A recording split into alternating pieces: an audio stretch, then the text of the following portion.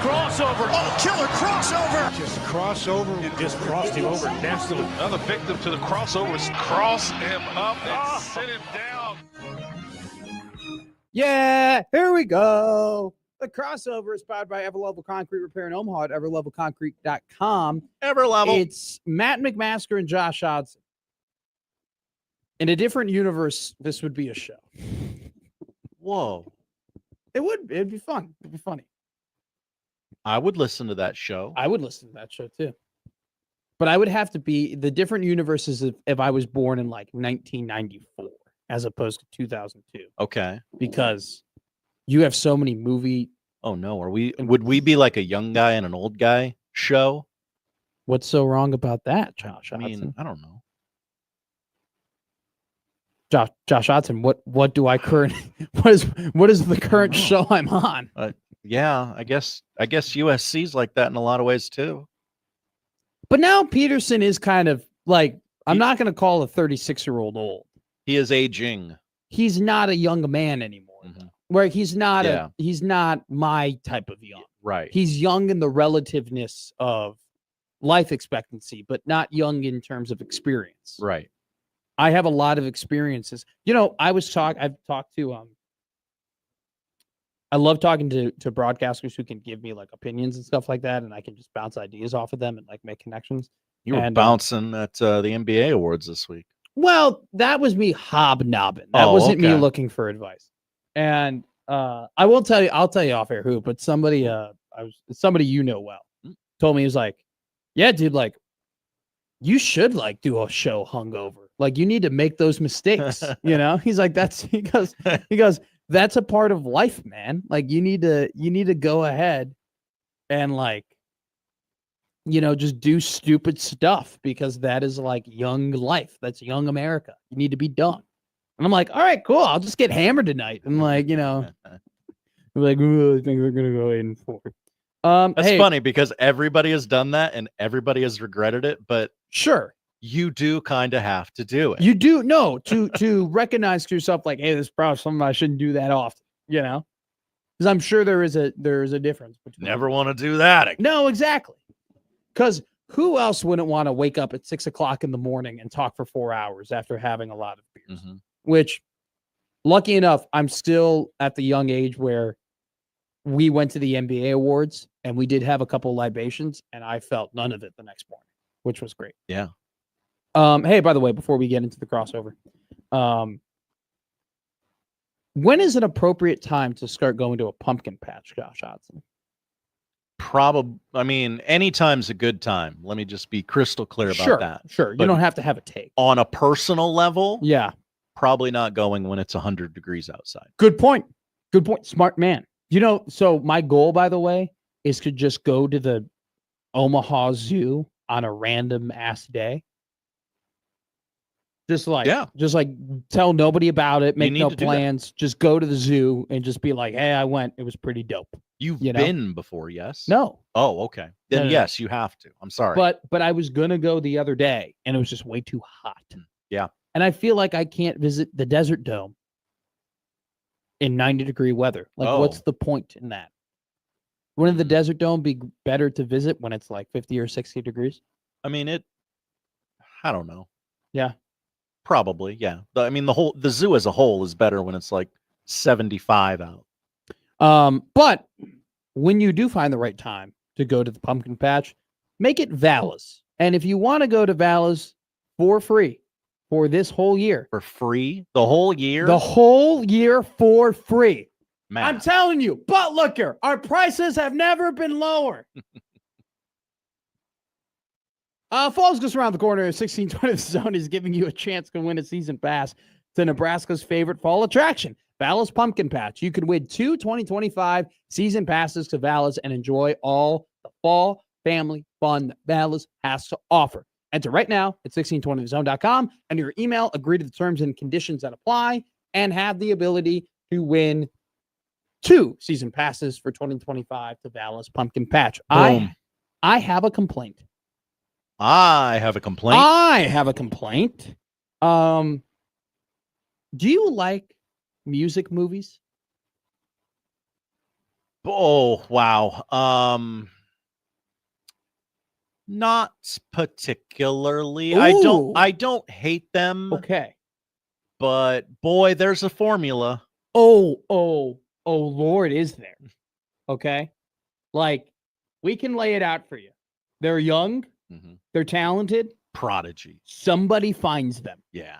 Some random ass character that if you're a fan of that that person, you know who that is. And if you're not like that big of a fan, you find out who they are. Mm-hmm. And that person is great, and then they're not so great. And then the musician finds that out, and then they break away from that person, and then they end up becoming incredibly successful. And then somewhere along the line, there's some health tragedy that strikes. Yeah, this all tracks. So, saw that because it got me thinking. Taylor Swift is going to release this new album, right? And That's right. I've heard. I don't know. Have you seen the song, the names of her songs?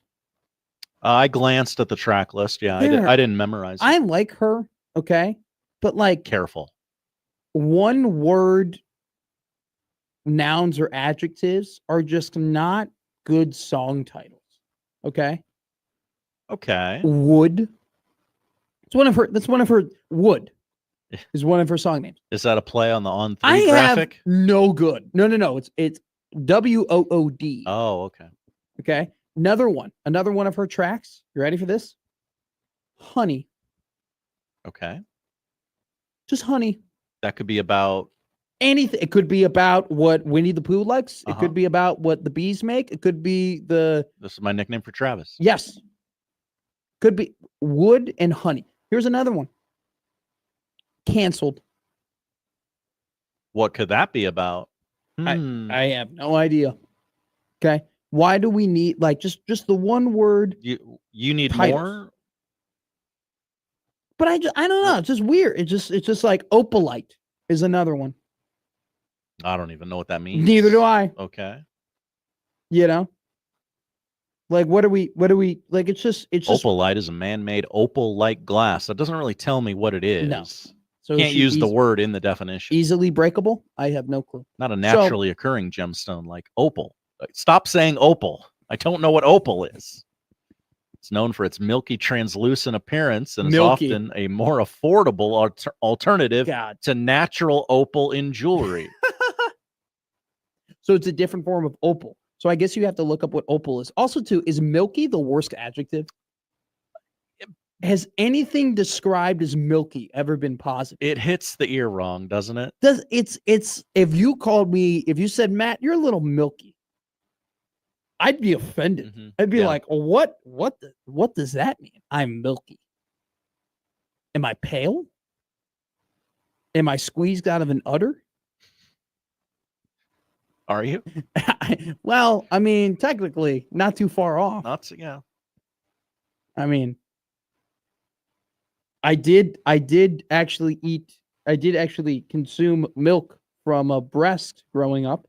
Okay. So, for those, by the way, were you a formula baby or a breastfed baby? I was a breastfed baby. Okay.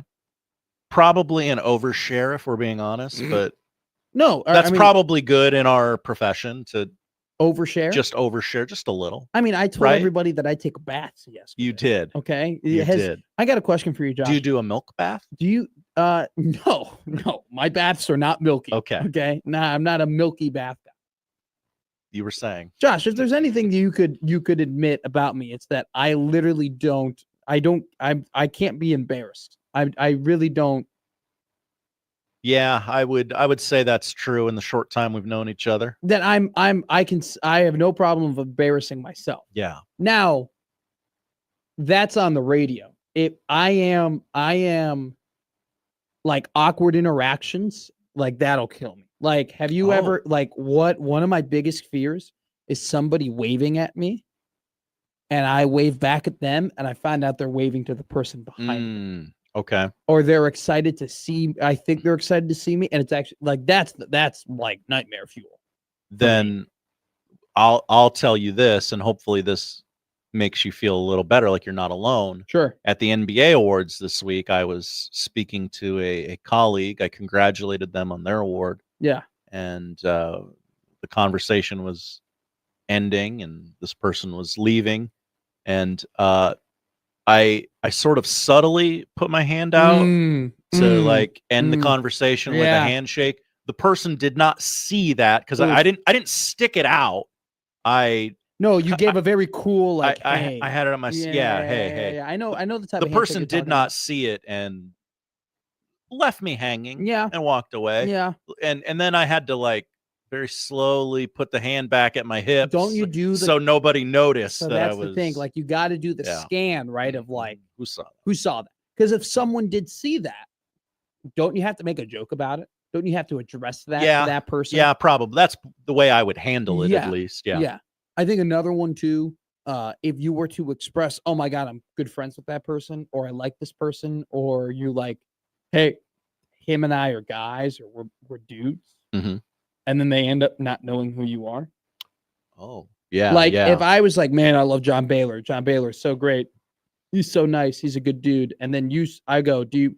Who the hell are you? Yeah, hey, like I go, do you remember meeting me? And he goes, no, I don't. You're Gary. You're on the air with Gary. Did you take my ACT prep course? I actually recommend. I had John Baylor's ACT prep card in my wallet for a very long time, and I gave it to somebody. Our coworker, Alyssa, friend of the station, took his ACT prep course. Go ahead. She heard him, and at the beginning of the show, and now our MC for the evening, John Baylor, and she goes, the test prep guy, and I go, yes, actually. Guys, when in doubt, pick C. Just pick C. Don't spend too much time on the math section. You have 4 reading sections. Take your time on 3 of them, and then pick out the answers on the 4th. Kaboom! I'm so glad I don't have to take tests anymore.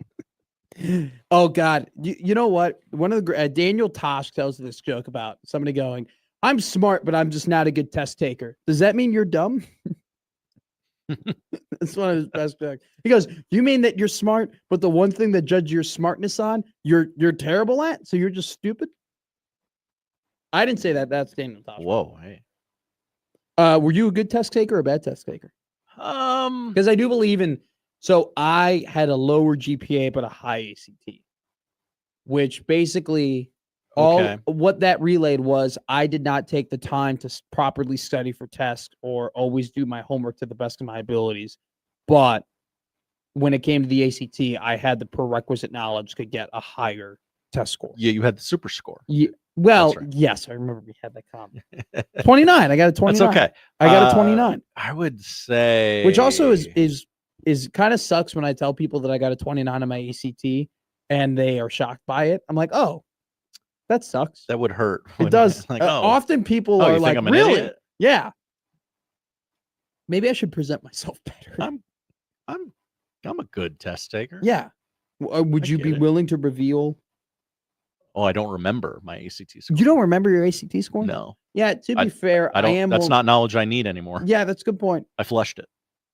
That is an ACT prep. That's that's a fantasy football punishment.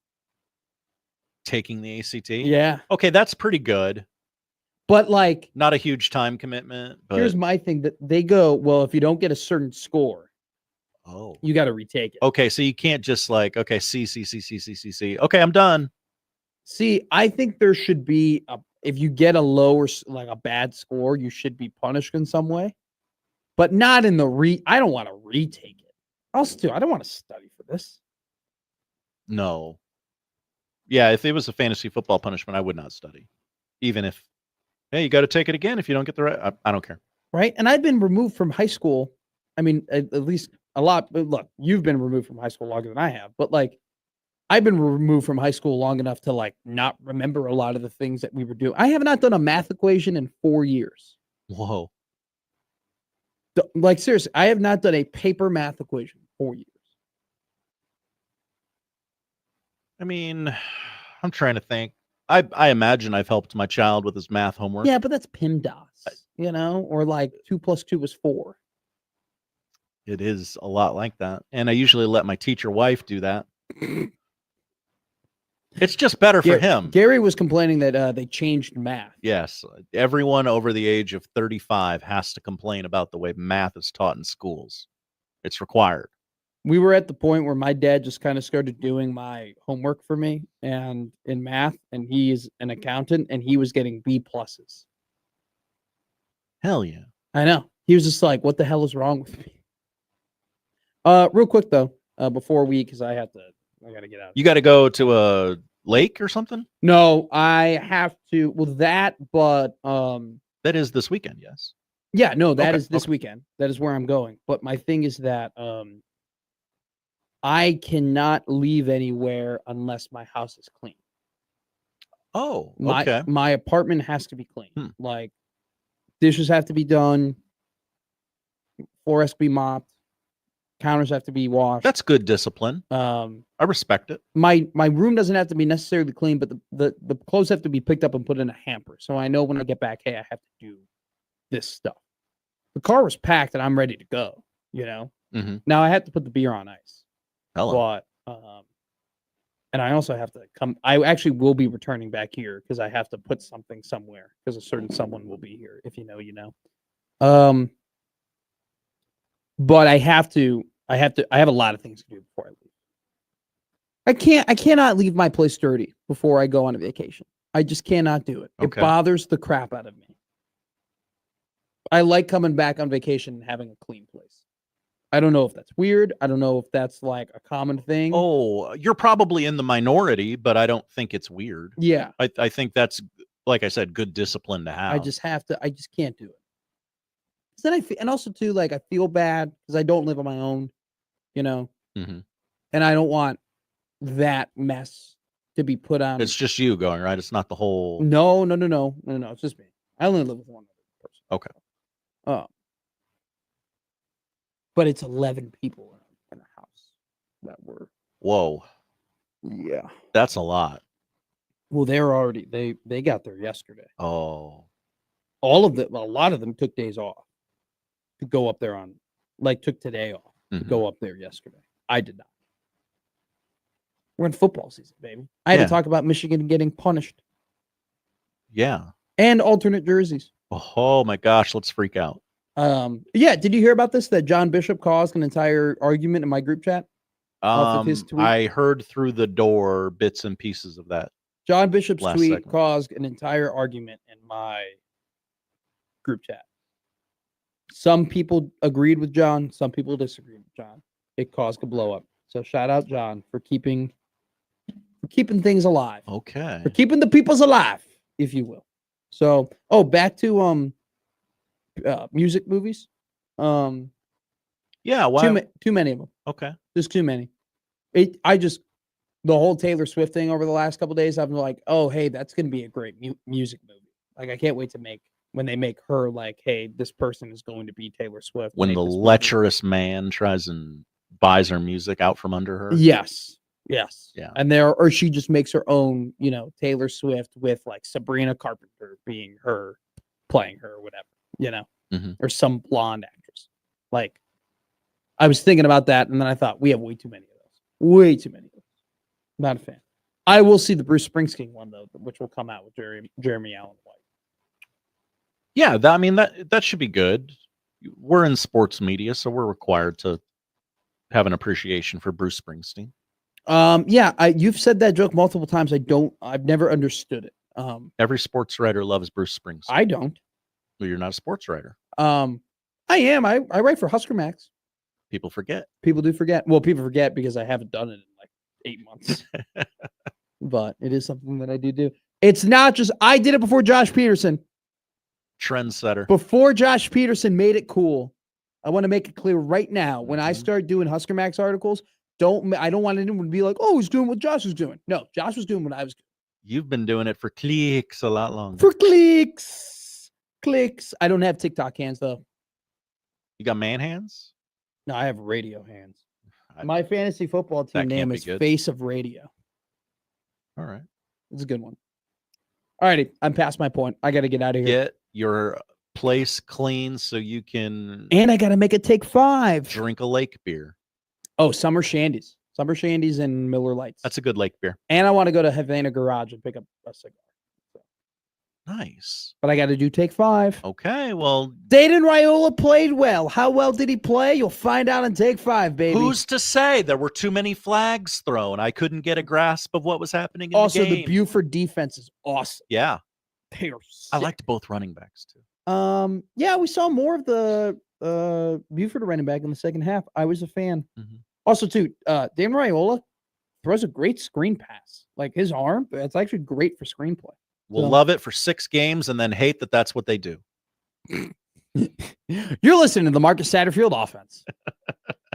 That's the crossover. Matt McMaster, ladies and gentlemen. Give him a big hand. Hey! Solo host the last 2 days. Yeah, I never want to do that again. Well, shout out Connor Happer. You should try hosting and producing at the same time. Talking to yourself in an empty room for 4 hours. That's what's happening next on 1620 The Zone. That's the crossover. The Connor Happer Show is next on 1620 The Zone.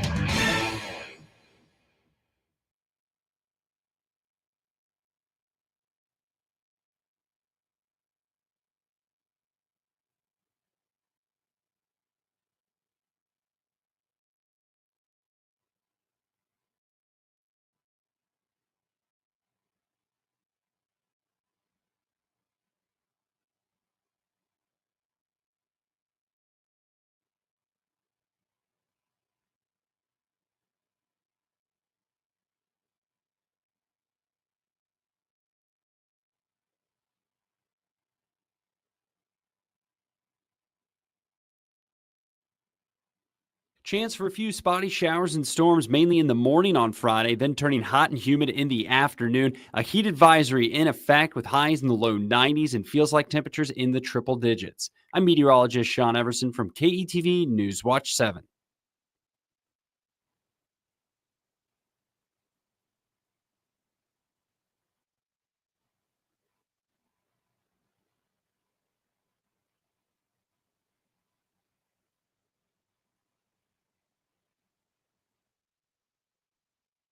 Yar, lend me your ears, Omaha.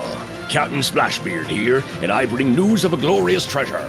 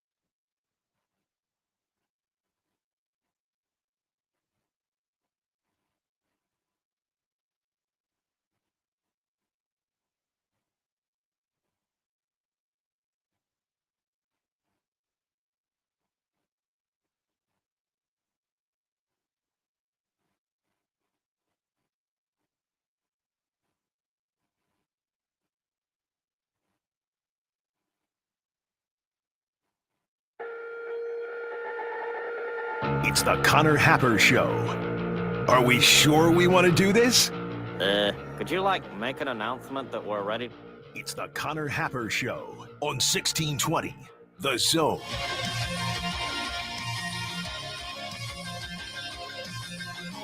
Good Friday morning to you. It is the Connor Happer Show. No Connor today. It's not a suspension. Okay, it was a personal choice by Connor Happer.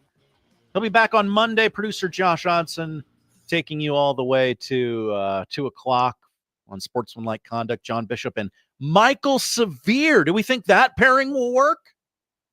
It better. Unsportsmanlike Conduct today follows us. But until then, we have a lot to do. We're going to knock on wood that it's a 4-guest Friday. Steve Sipple joins us at 1 o'clock. Summer school rolls on at 12:30 today with Ben Bolch of the LA Times. Ever heard of it? And then we're going to do a swap of Bryan Munson and Brian Christopherson. There's some people talking inside the facility today. There's a lot to talk about. We'll get to that. Brian Christopherson, Husker 24/7, joins us at 11. Bryan Munson from Husker Online joins us at 11:30. Michigan, the hammer is coming down today. Details filtering in. I guess let me give you the long and short of it right now. We'll discuss it in depth a little more. A punishment, a financial punishment, depending on who you read. I'm going to nail down the exact number throughout the show today. Some people are saying 20, some people are saying $50 million. So it is a large fine. It is a 10-year show cause if you would like to hire Jim Harbaugh to coach your football team. It is a 4-year, I believe, show cause for Connor Stallions. I don't think we probably have to worry about that. He seems like he won't coach anywhere ever again.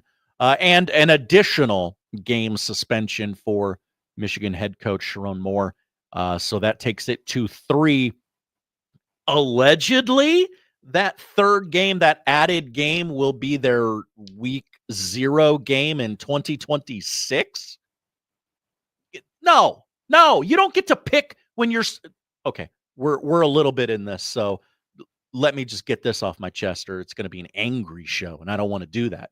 You can't pick when you're suspended. When I suspended Connor, did I say, when would it be convenient for you, the wrongdoer, to be gone? No, I said, get the hell out of here and don't come back until I tell you to come back. This Western Michigan game is taking place in Germany in week 0 next year. That's a super convenient game for him not to go to. That sounds like the best possible time to miss work. Boy, I got to go all the way to Germany to beat Western Michigan's butt 38-0. Like, no, thank you. Like, no, I would like to skip that. And he will get to. But I mean, this whole thing is quite a charade, if you ask me. There's a lot of details coming out. The NCAA right now, their findings have come out, and the media are sifting through those. There is a press conference, a teleconference or whatever, at the top of the hour where they will say things or they will be asked questions. I'm not quite sure how it works, but more details will come out as the afternoon goes on. So we'll pick the Michigan story back up later today. But right now, I do want to tell you that the lineup today, presented by the Rooferees at John Higgins Weather Guard. No shortage of ways to get a hold of the show today. The YouTube chat, it's popping. We love our YouTube listener, watcher. I guess they would be viewers, wouldn't they? Radio listeners, we love you too. You can text the show 402-951-1620. You can tweet at the show on the JTech Construction Zone Twitter feed, the station at 1620 The Zone, the show at Happer Show, the man, me, producer Josh Odson at producer_Josh. You can email us. Those are acceptable as well. It is the Equitable Bank Zone inbox. I take banking personally. Josh O at 1620thezone.com. You got to remember the O, or Josh Peterson is going to wonder why you're emailing him and what the hell you're talking about. He is drinking beers in Des Moines, so he won't have any idea what you're talking about, and he will not respond to you because he hates you the listener. He's made that a stone cold fact over the years, and we are happy to have you here with us today. Topics, we got them. It is Ben Affleck's 53rd birthday, so we will run down the top 5 Ben Affleck movies of all time. Feel free to put yours in the chat or a tweet or something like that. I watched both episodes of The Kingdom last night on ESPN. I have some thoughts. I will share them with you. We will bring back the show to the Michigan punishment, the Michigan scandal. I don't even, the Connor Stallions thing. We'll talk about it. I watched a bad high school football game last night. There, I said it. That was not good football last night. There were good players on the field. There were excellent college football prospects on the field that played very well. But that game was a slog. I believe the referees said, "Ooh, a TV camera. Time for me to get mine." But we will talk about how Dayton Raiola performed last night on ESPN. Big win for Buford. I'm told. I'm not going to sit here and tell you that I know everything about Georgia high school football because I don't, but I will pretend to do it. And of course, we'll do the odd news. We'll tell you what to watch before we get out of here on a Friday. It's Friday. We got a weekend coming up full of football. It's sort of that last, I don't know if you want to call it like a practice weekend, or, a lot of people would call it preseason. It might be the last weekend for you to get things done, get that honey-do list as short as it can possibly be. Because, we got Farmageddon next week. We got week 0 games. A lot of people are going to pretend to be excited about Fresno State and Kansas. I understand some of you are Kansas fans. Some of you are just, and I use the term lovingly, football freaks. And you're going to be like, "Oh, yeah, Fresno State, Kansas." Myself included. I will watch some Fresno State, Kansas on the DVR, and I will feel sick as I do so. But it's football. I will watch it. So sort of between a rock and a hard place on that one as college football getting underway. That is the rundown. Yeah, there he is. Mike, I knew you. I was calling you out without calling you out. Mike, Kansas fan.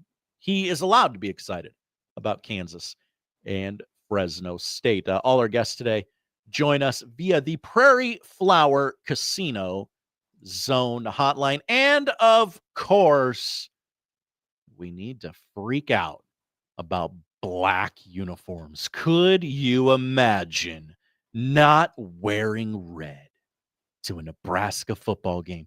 They told you to wear black. But I wear red to the games. I do the same thing every single week and can't possibly be moved to do anything else. Look, if you haven't been able to decipher from now, I don't really care about the black uniforms. How do they look? They look fine. Sure. They look fine. I don't care. I can't sit here on the radio and pretend to care, so I'm going to make fun of the people who do care. If you care, that's great. You care about these things more than me, and you're allowed to care about them. I'm not telling you not to care. But you literally find a second thing to care about. Like, I understand the people I'm talking to are generally Husker football 365, and that's great. That has created quite the economy within this state, and I don't mean to look a gift horse in the mouth. But, just have a second interest. Have a second thing that you like to do. You can't be living and dying with every single thing that this football team does. Like, "Oh, the black jerseys, I have to freak out." Because Nebraska and USC are both very storied programs. They should both wear the classic uniforms. Okay. You know what? Like, just on a base level, you are probably correct. that game would pop on television more with Nebraska wearing their classic uniforms and USC wearing their classic uniforms. I don't necessarily disagree with you on that. It is, and I understand me reacting to reaction is stupid. But I mean, I gotta talk about this, and I'm not gonna lie to you, okay? I'm not gonna lie to you and pretend to take up a position on black uniforms. I don't have a position on black uniforms. You want to wear them? The kids think they're cool. Do it. It's fine. You don't want to do it. You want to be Trev Alberts about this. That's great. But just getting on the internet and freaking out that the team is doing something for the players that the players think is cool. They're having a theme night. They made a Children of the Corn-esque video for a game that takes place the day after Halloween. Let them do it. Let them have it. It's fine. I don't care. I can't imagine having so little going on in my life that I get on the internet and rage about fashion. Now, we like uniform talk here on 1620 The Zone. We like commenting on uniforms. Anytime someone debuts an alternate uniform, one of our 3 shows, 6A to 6P, if the sports schedule allows, after hours as well, we will comment on it. That's a guarantee. Someone on this station, probably all 3-4 shows if the sports schedule allows, will comment on it. It will be an entire segment. What'd you think of that team's new uniforms? Did you like them? Well, I thought they looked good on in the photo, but then in the game, the light was bouncing off of the helmet in the wrong way. Like, we spend an inordinate amount of time talking about fashion for people who really struggle to dress themselves every morning, myself included. I'm wearing gym shorts. There's no one here. I'm a man in a room talking to myself. So I'm wearing gym shorts. Also, it's a Friday afternoon at NRG Media Omaha. There's not a lot of people here. I can kind of do whatever I want. No one's going to freak out that I'm wearing gym shorts. So I implore you, please, before you fire off that tweet about how, well, I don't know if this school's ever going to get my money again if they wear black uniforms against USC. I implore you, just literally do anything else. Go pick up a carton of milk for your wife. Go play video games with your kid. I haven't fire up the NCAA video game and have Nebraska and USC and have Nebraska wear the classic uniforms. And then you get what you want. The kids playing in the game get what they want, and everybody's happy. And you'll go, yeah, this looks good. I like that. Some comments coming in. I might have stirred the pot. Charles says, go touch grass. Mike in the YouTube chat, you have been implored. That's right. I'm imploring you. Also, Mike, good job spelling implored correctly. Jordan, okay. I can subscribe to this comment here. The all black unis are only cool if it's a night game. I can walk down that road with you, Jordan. We can find common ground in this scenario. Let's see. What else do I like? Charles asks, who is freaking out? The olds, the youngs? I believe it's the olds. That's my guess. I haven't really taken a straw poll of who is complaining. Also, many people cannot wait for unsportsmanlike conduct to start. A, because it means I'm off the air. And B, it means that John Bishop will be allowed to freak out about these black uniforms. It's just one of those things that, I don't necessarily, I have to hear this person say that, like, when instant replay goes wrong in a game, I know Connor's going to talk about it the next day, and he's just going to be so passionate about it that it's entertaining to me, the person sitting in the room with them. So I imagine if you, a listener, a regular listener to the Connor Happer show, like that's one of those things. Ooh, he's going to be triggered. I'm not triggered, but I want to hear somebody be triggered in a safe environment that's conducive for my own entertainment, right? So John Bishop will be triggered about it today, and that's fine. That's good for entertainment. And that's part of our job here. We have several other jobs. We will step aside. We'll come back and we will talk actual on the field. What? Okay. Dan, before we go to break, Dan jumps in the YouTube chat here. Hi, Dan.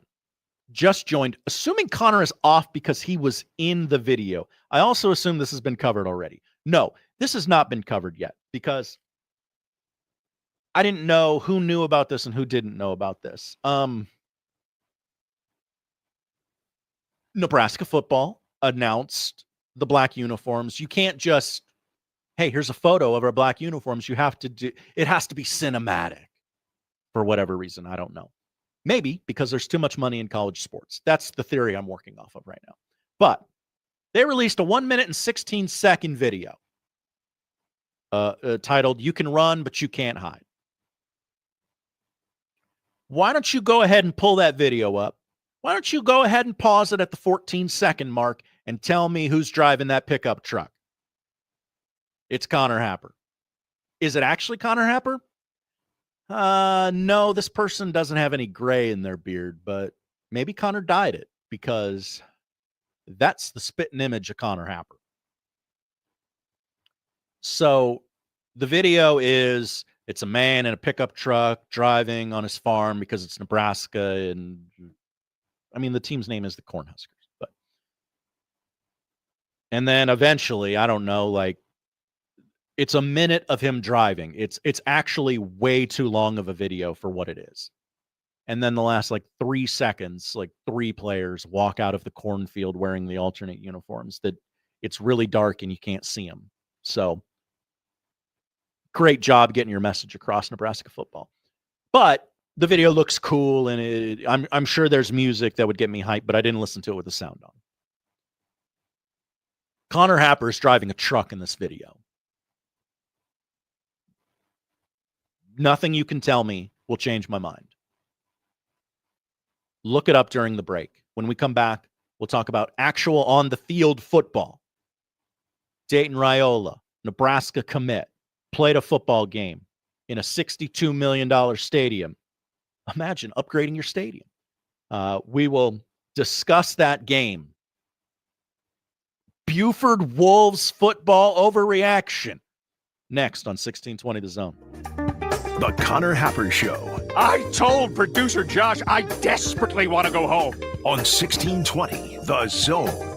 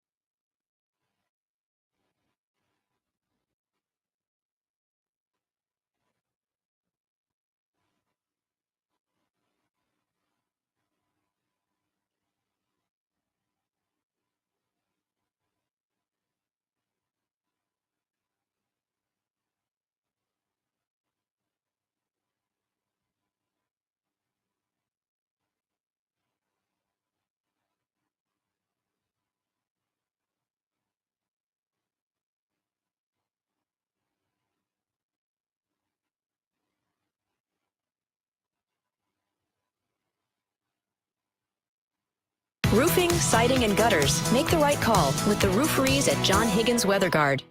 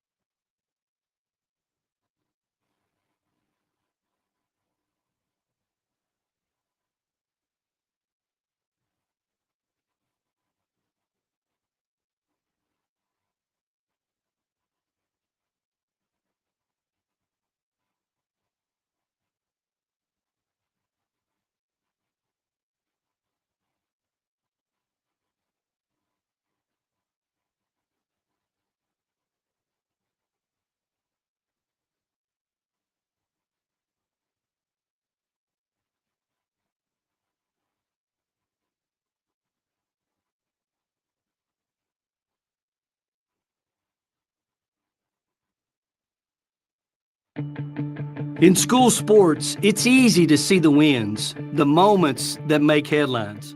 But there's so much work that goes unseen for any of it to happen. My name is Phil Risen, and I'm the Executive Director of the National Interscholastic Athletic Administrators Association. Throughout the country, athletic administrators dedicate countless hours to making life-changing opportunities possible for student athletes through sports.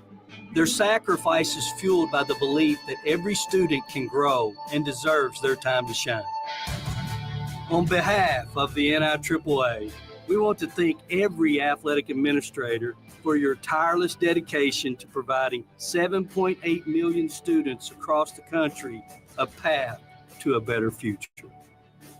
This message presented by the NIAAA, the National Interscholastic Athletic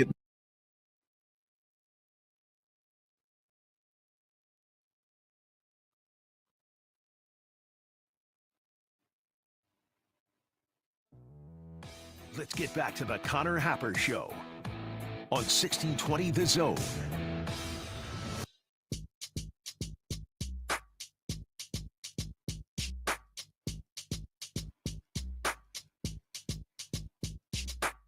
Connor Happer Show, 1620 The Zone. Producer Josh Hodson with you today. Connor's out back on Monday, and we are talking uniforms. We're talking fashion on sports radio all day today. Wall-to-wall fashion coverage, because that's what the audience is clamoring for, whether they know it or not. Let's see. Somebody in the chat, let me find it. Again, I'm hosting and producing, so there's going to be some awkward pauses and me looking for things that you're just going to have to deal with. John, there it is. Hi, John. Is there a post that shows stills of the uniform? I've only seen the video so far. Great question. You think you would drop both of those at the same time, right? Here's the video, and then, 15 minutes later, you drop just like a photo of the jerseys. I had to go to the retail website. There's a link. Everyone's got a link for you to buy it immediately afterwards. They appear to be... I'll explain it for the radio audience. And I understand almost yes, Platcat asked Shields. They know everything before us, the media. Everything I say is sarcastic. It just sounds sarcastic. I'm not being sarcastic when I say this.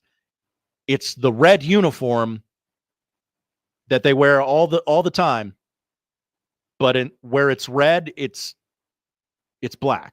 It's the same uniform is what I'm trying to get across. Just black. There's no, the numbers aren't like a fancy font or anything like that. The helmet isn't changed in any way other than the red stripe is black, the red N is black. So it basically they snap their fingers and now you're watching Nebraska on a black and white television. It's exactly the same uniform and helmet. So they didn't go weird with it or anything like that. Which is also why I can't muster up much of an opinion on these uniforms, because it's the same uniform, just black. But yeah, ask if I asked for this yesterday, I will ask for it again. If you work at Shields and there's just a bunch of boxes in the back, open one of those puppies up and send your boy a text. We would like to have that information before the public. Now, we would not spoil it. We can work together on this. We would just, hey, something's coming. It's kind of cool. I can tell you right now, you should listen to Unsportsmanlike Conduct this afternoon, because something's coming. Something pretty cool's coming. Something you might want to be a part of is coming. And they'll tell you today on Unsportsmanlike Conduct with John Bishop and Michael Severe at 2 o'clock. But for now, we have to kill time until 2 o'clock. No, Brian Christopherson is going to join us. He has been busy this week, to say the least. A lot of people talking in front of the media, a lot of takes on punters and what's happening there today. He's joining us at 11 because he has things to do afterwards. People are talking at the facility today, and he wants to be there, so we would love to accommodate him by letting him on the show early. 11 o'clock hour starts with Brian Christopherson next on the Connor Happer Show, 1620 The Zone.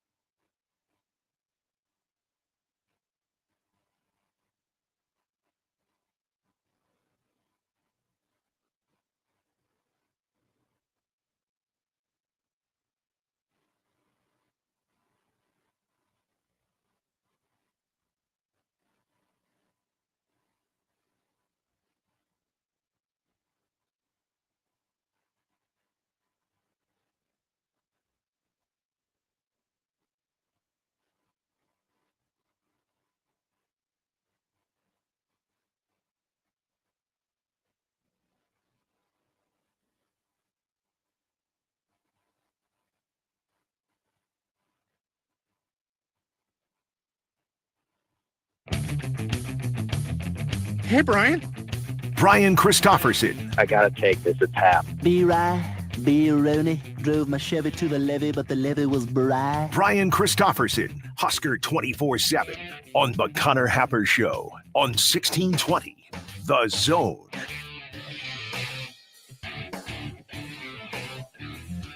He's a busy man, and we're more than willing to accommodate him. Joining us now on the Prairie Flower Casino Zone Hotline, it is Husker 24/7's Brian Christopherson. BC, how you doing today? I'm doing well. There's people are actually like doing physical labor and stuff today. I'm just typing stuff as a coach talks and transcribing it. So it is busy, but it's not working up a sweat. I'll say that. Okay. Just want to do a real quick wellness check on you as a Minnesota Twins fan.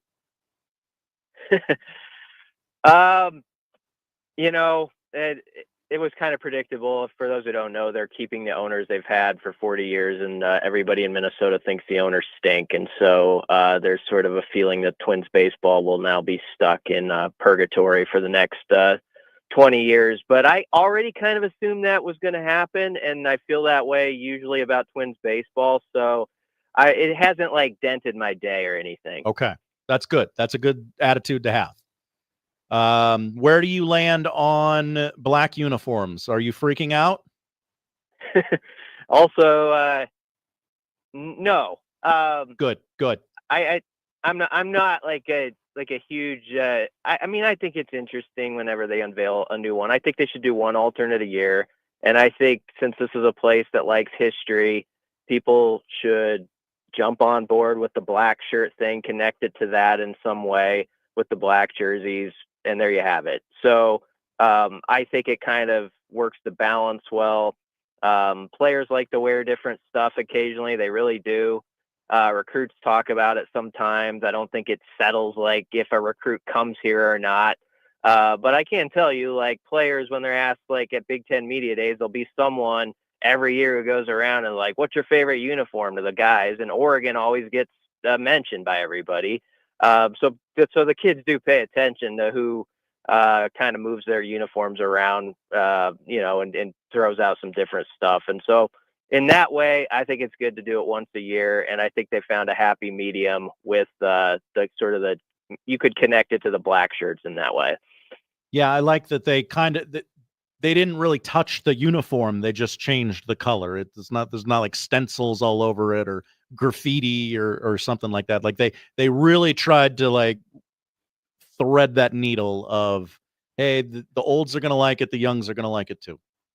Well, now we'll see if they can get everybody to wear black to the stadium, because they did put out a post that they want that too. So it's going to be a painted black game. And, those things, they tend to bring a little extra juice, like when Penn State does their whiteout, and Iowa's had some success with blackouts before. So we'll see if Nebraska can do it for USC, which it'll either be a primetime game or a 2:30 CBS game. That was going to be my next question. Is this going to be a night game?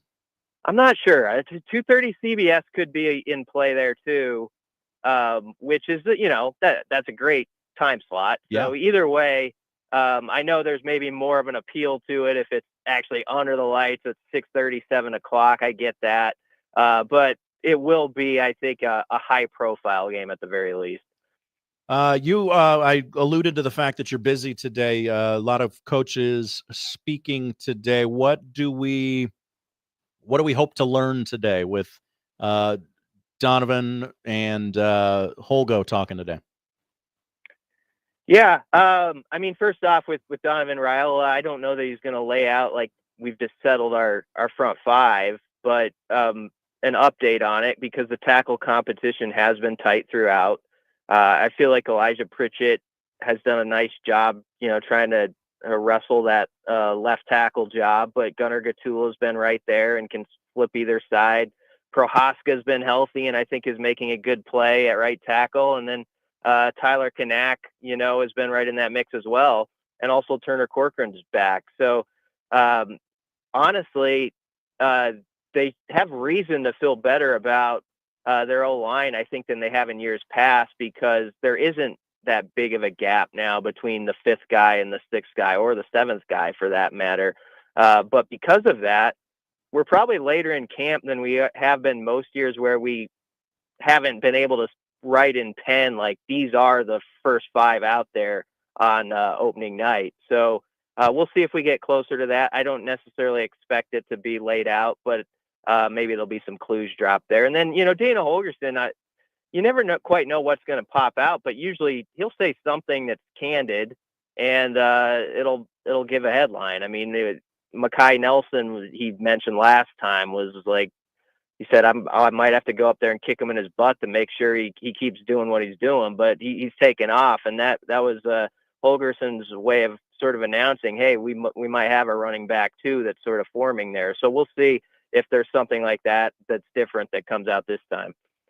And a lot of people have been in the facility talking this week, among them Mike Eckler, Archie Wilson.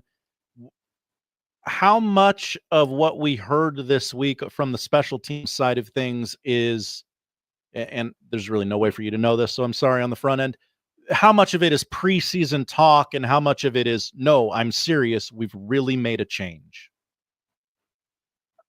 It's a good question, and it's fair to usually be skeptical about that, and people can be until they actually prove it. I think the one thing that gives it more validation this time is the fact that Eckler and what he got done at Tennessee, honestly, of the coaches that they've brought in as assistants hires in the last decade, 15 years, he has like the best recent resume for what he's being tasked to do here at Nebraska coming here. And so, he pointed out, like, I don't believe in curses because my recent history is making walk-off field goals, to beat Alabama and stuff like that. Like, he's used to having success with that unit lately. And I think it's a really good thing for that group to have sort of that confidence instilled from the guy in front of the room where, hey, this is the way it's going to be. Let's shoot for the most punt return attempts in the country. Let's try to average 10 yards a pop. Some Husker fans could roll their eyes about that, but I don't think Eckler, he means it when he's telling them, the guys, that's the plan. And it's good to have, I think, a voice like that that's saying, this is what we're going to do. We're looking through the windshield, not the rearview mirror. And hopefully that pays off for them, where this is a group that ideally isn't thinking about what happened last year, the years before, because they just kind of want to go prove their coach right. Brian Christopherson, Husker 24/7, joining us here on the Connor Happer Show, 1620 The Zone. How much better would this team be if they simply don't shoot themselves in the foot? That's something Connor and I talked about this week. Like, the offense and the special teams particularly have really just blown their foot off at times in games over the last few years. How much improvement would it be to simply be competent? It's worth probably 2 more wins right off base evaluation, right? And then you go from there. That's why it's always been tricky with Nebraska football in recent years, because a lot of metrics suggest, like last year, they're 6-6, but there's certain stats you look at, be like, that should have been like 8-4, right? But they have these things that where you're right, they shoot off a couple toes because of special teams, or even the Pinstripe Bowl, which they won. That should be a 10 or 14 point win, where you're not having to close it out with a 4-minute offense at the end, but instead your special teams has a block punt, you have a extra point return on you for 2 points the other way.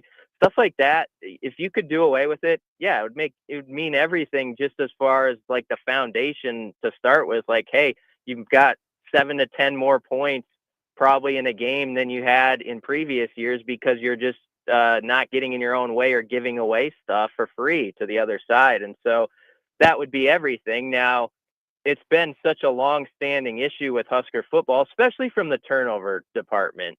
If you think about like the last 20 years, I know, we can't talk about something that happened in 2006 like it's going to apply to now, but it has been an amazing run where Nebraska's been on the wrong side, the minus side of turnover margin, like 16 of 20 years.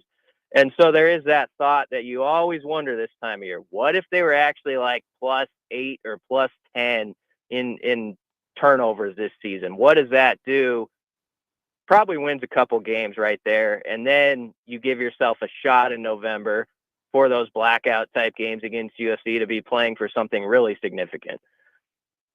Brian Christopherson, Husker 247. Want to get you out of here on this so you can get to the media availability on time. Who is going to wear number 1 for the Huskers this fall? I'm not sure. I mean, I think if you would think Dylan, if he wants to wear it, could be number 1. That would be my best guess, and I'd probably just stop it there. Perhaps he doesn't. I don't know. I haven't actually heard on that one.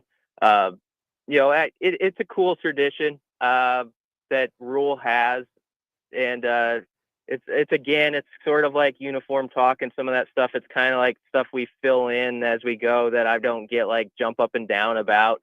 But I think for the guys who receive it, because it's voted on by their teammates, it's meaningful. And so you got some guys like recently, like Ja'Cory Barney and Bonner and Shavers, Javen Wright wearing the 0. Well earned. I mean, Javen Wright, everybody knows this is year 7. He's been through everything. Serious health issues and all this stuff he's had to battle through. And he's just a joyful person. And so the fact that his teammates give him, a token of respect like that, it's meaningful. It's not everything, but it's something. And if I were one of those guys, I'd be proud of it. Absolutely. We will wait to see on that. Maybe we'll find out this afternoon, hopefully. I don't know. I just stay tuned. Kind of want to get it over with, right? Brian Christopherson, Husker 24/7. Thank you for joining us. Happy we could make it work. Yeah, thanks for having me. Okay, there he is. Husker 247, Bryan Christopherson, at Husker 247BC on Twitter if you want to find all the stuff that they're working on over there. We will, yes, before I go to break, I did want to read a comment in the chat. CJ asks us on the who's going to wear number 1. It's not Dylan, right? He's wearing 15 in the alternate uniform reveal video that came out at Husker football today. Now, I would tell you, well, that was probably filmed before the players voted on it. And just, I don't know, for the record. I genuinely don't know. John says, I think the video's old before they started handing out the single digits. Charles says Shavers is wearing number 1 in the video and he's number 9 now. So TBD, but yes, Dylan Raiola does walk out of that cornfield wearing a black number 15 jersey. So I don't know. Maybe they needed to put hey, we got to put this video out before we there's a timeline of these things, right? Hey, if he's wearing 15 in this video, we have to release it before we reveal that that's an old video. His number's changing to number 1. Or is someone else going to come in? Maybe Archie could wear number 1. I don't know. I didn't care about this 72 hours ago, but working here and working with Connor, I am now massively intrigued by who will be the final single-digit player revealed. I was a lot like BC 3 days ago, where I was just like, yeah, the players vote on it. It's cool. It means a lot to them. I don't care. Clip from The Fugitive. I don't care. But now I do care a little bit. I have to admit, I have come around on, and I don't know if it's the slow trickle, the slow leak of a reveal that the football team's doing, or what it is. I can't tell you what has changed. And maybe it's just talking about it. It's probably something I wouldn't have thought of in my day-to-day life if I was a plumber or an accountant or somebody who didn't work in sports radio.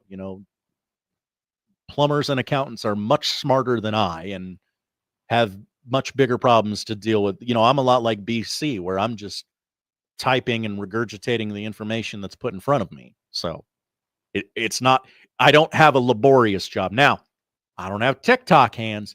Don't put it on the internet that I have TikTok hands. But I do not have the rugged hands of a man who is 40 years old, like I should. It's neither here nor there. Bryan Munson is going to join us here in, let's call it 15 minutes. We will recap Dayton Raiola's performance last night with the Buford Wolves on ESPN. Our own Matt Schick doing the play-by-play for that. I thought the cold open, I guess, for it. I don't know if you can call it that. The intro to the game. I thought that was hysterical. Like, you tune into these games and you're so like, okay, it's a football game on television, so they're gonna do this, they're gonna do this, they're gonna do this before the game starts.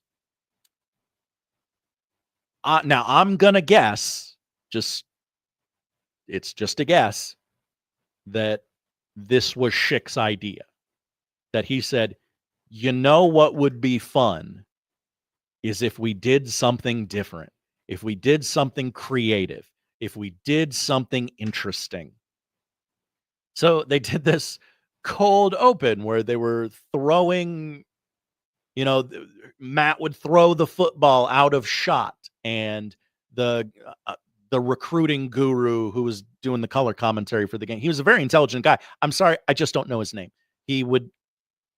The ball would come in out of frame and he would catch it and he would say something and then he'd throw it back to Matt. And then Matt said, not a very tight spiral or something like that. And then he'd pour popcorn into his mouth. I thought it was just really a creative way to start a football game instead of the boiler, because I was like, okay, this is going to be a high school football game. It's going to be just, very generic broadcast. And they managed to gussy it up a little bit. And I appreciated that. As somebody who would not watch this, if Connor was in that chair, I probably would not have watched that game last night. I would have said, I will read someone's recap and I will call it good so that I am informed. But no, I watched that entire football game. It took like 11 hours because there were roughly 1,327 penalties called in that game. Now, some of that is, hey, there's no preseason in high school football. Some of that was probably a bit of ref show, like, ooh, ESPN cameras, ooh, $62 million stadium. I gotta be seen. And then his microphone didn't work the whole game and nobody was able to fix it. Been there, don't worry. So I'm not making fun. I've been there, I relate. I had some thoughts, not a ton, but my thoughts on Dayton Raiola, I liked his legs. That's a good, I'm just somebody who, I like when a quarterback has that trick in his bag. I don't like it to be the thing he does, like, because you got to be able to throw the ball nowadays, right? But I like when a quarterback has the ability to do that and occasionally does it. I generally liked his decision-making, except that interception that he threw at the end of the first half. That was bad. That was just a bad throw to a spot he shouldn't have thrown it. I'm not going to sit here and, like, on the all-22, the guy over here was, I don't know. He threw it into at least double coverage, and it got picked off. Like, it happens. Probably shouldn't have happened. I really liked the Buford defense. They're very good. The one highlight you probably have seen was a 42-yard throw early in the second quarter. Great catch by the receiver. If we're being honest with each other, Dayton probably had a little too much air under it. You probably need a little bit more zip on that, but we can work on that, right? Receiver made a great play to come down with it. The throw right on the play right after that into the flat was also very good. And then they scored on the play after that. So it was nice. I liked a lot of the David. Yeah. The wide receiver landing on his neck. Oof. Yeah. There was great play by the wide receiver, putting your body on the line. I liked a lot of the running backs in that game. It was one of those, okay, I'm too cool for school when I turn this on. I'm going to watch Dayton. And when the Milford offense is out on the field, I'm going to do some other work. I'm going to do some reading. I'm going to do some other prep. And then I just kind of got pulled into it, and I'm like, well, I need the context of what Milford's doing when they have the ball, and generally it was throwing it to Buford defenders. But I liked a lot of the running backs in that game. Number 1 for Milford, boy, that guy could not keep his helmet on. You got to work on that. You got to keep your helmet on. Those are my thoughts on Buford versus Milford, Georgia State high school football last night. Platcat, as someone who didn't watch last night, great summary, Josh. Thank you. I really worked hard on it, and I thought it really came around. So we will ask a football guy about Dayton Raiola last night. We will ask a recruiting guy about Dayton Raiola in the next. Milton, not Milford. Thank you, Hokey Skur. I'm an idiot. Okay, I'm sorry. Again, I don't know ball. But I do know how to talk in a room by myself for 4 hours, which is something that nobody else wanted to do. So I'm your only option. Oh my gosh, Hokey Skur said that like 3 times in the chat. I'm sorry, Hokey Skur. Again, and I'll say this as many times as I need to say this between now and 2 o'clock, I'm an idiot. Okay? We will ask Bryan Munson, football guy, recruiting guy, what he thought of Dayton, and he will more likely than not get the teams that played in the game correct. So that's the bar that Bryan Munson has to clear. He was very nice to move out of his time slot so BC could move up and make the media availability today. So Bryan Munson is getting his weekend started late. And we appreciate him for that. So we want to be accommodating and nice and kind to him. And we will. Ooh, somebody's honking. They're probably honking at me. You idiot! You don't know the difference between Milton and Milford. Get off the radio, you idiot! I'm going to honk my horn as I drive by. I think more people should do that. Honestly, if you're driving by our studio at 50th and Dodge, you should honk your horn because we can hear it and we'll know that it's you. Like, hey, I'm listening. It's not just general Dodge Street honking. We'll know that it's honking for us. And what do we love on this station? We love more than anything. We love honk. We love honking our horns. So we'll do that next. We'll talk actual football. It's high school football, but it is actual football with Bryan Munson, Husker Online recruiting expert.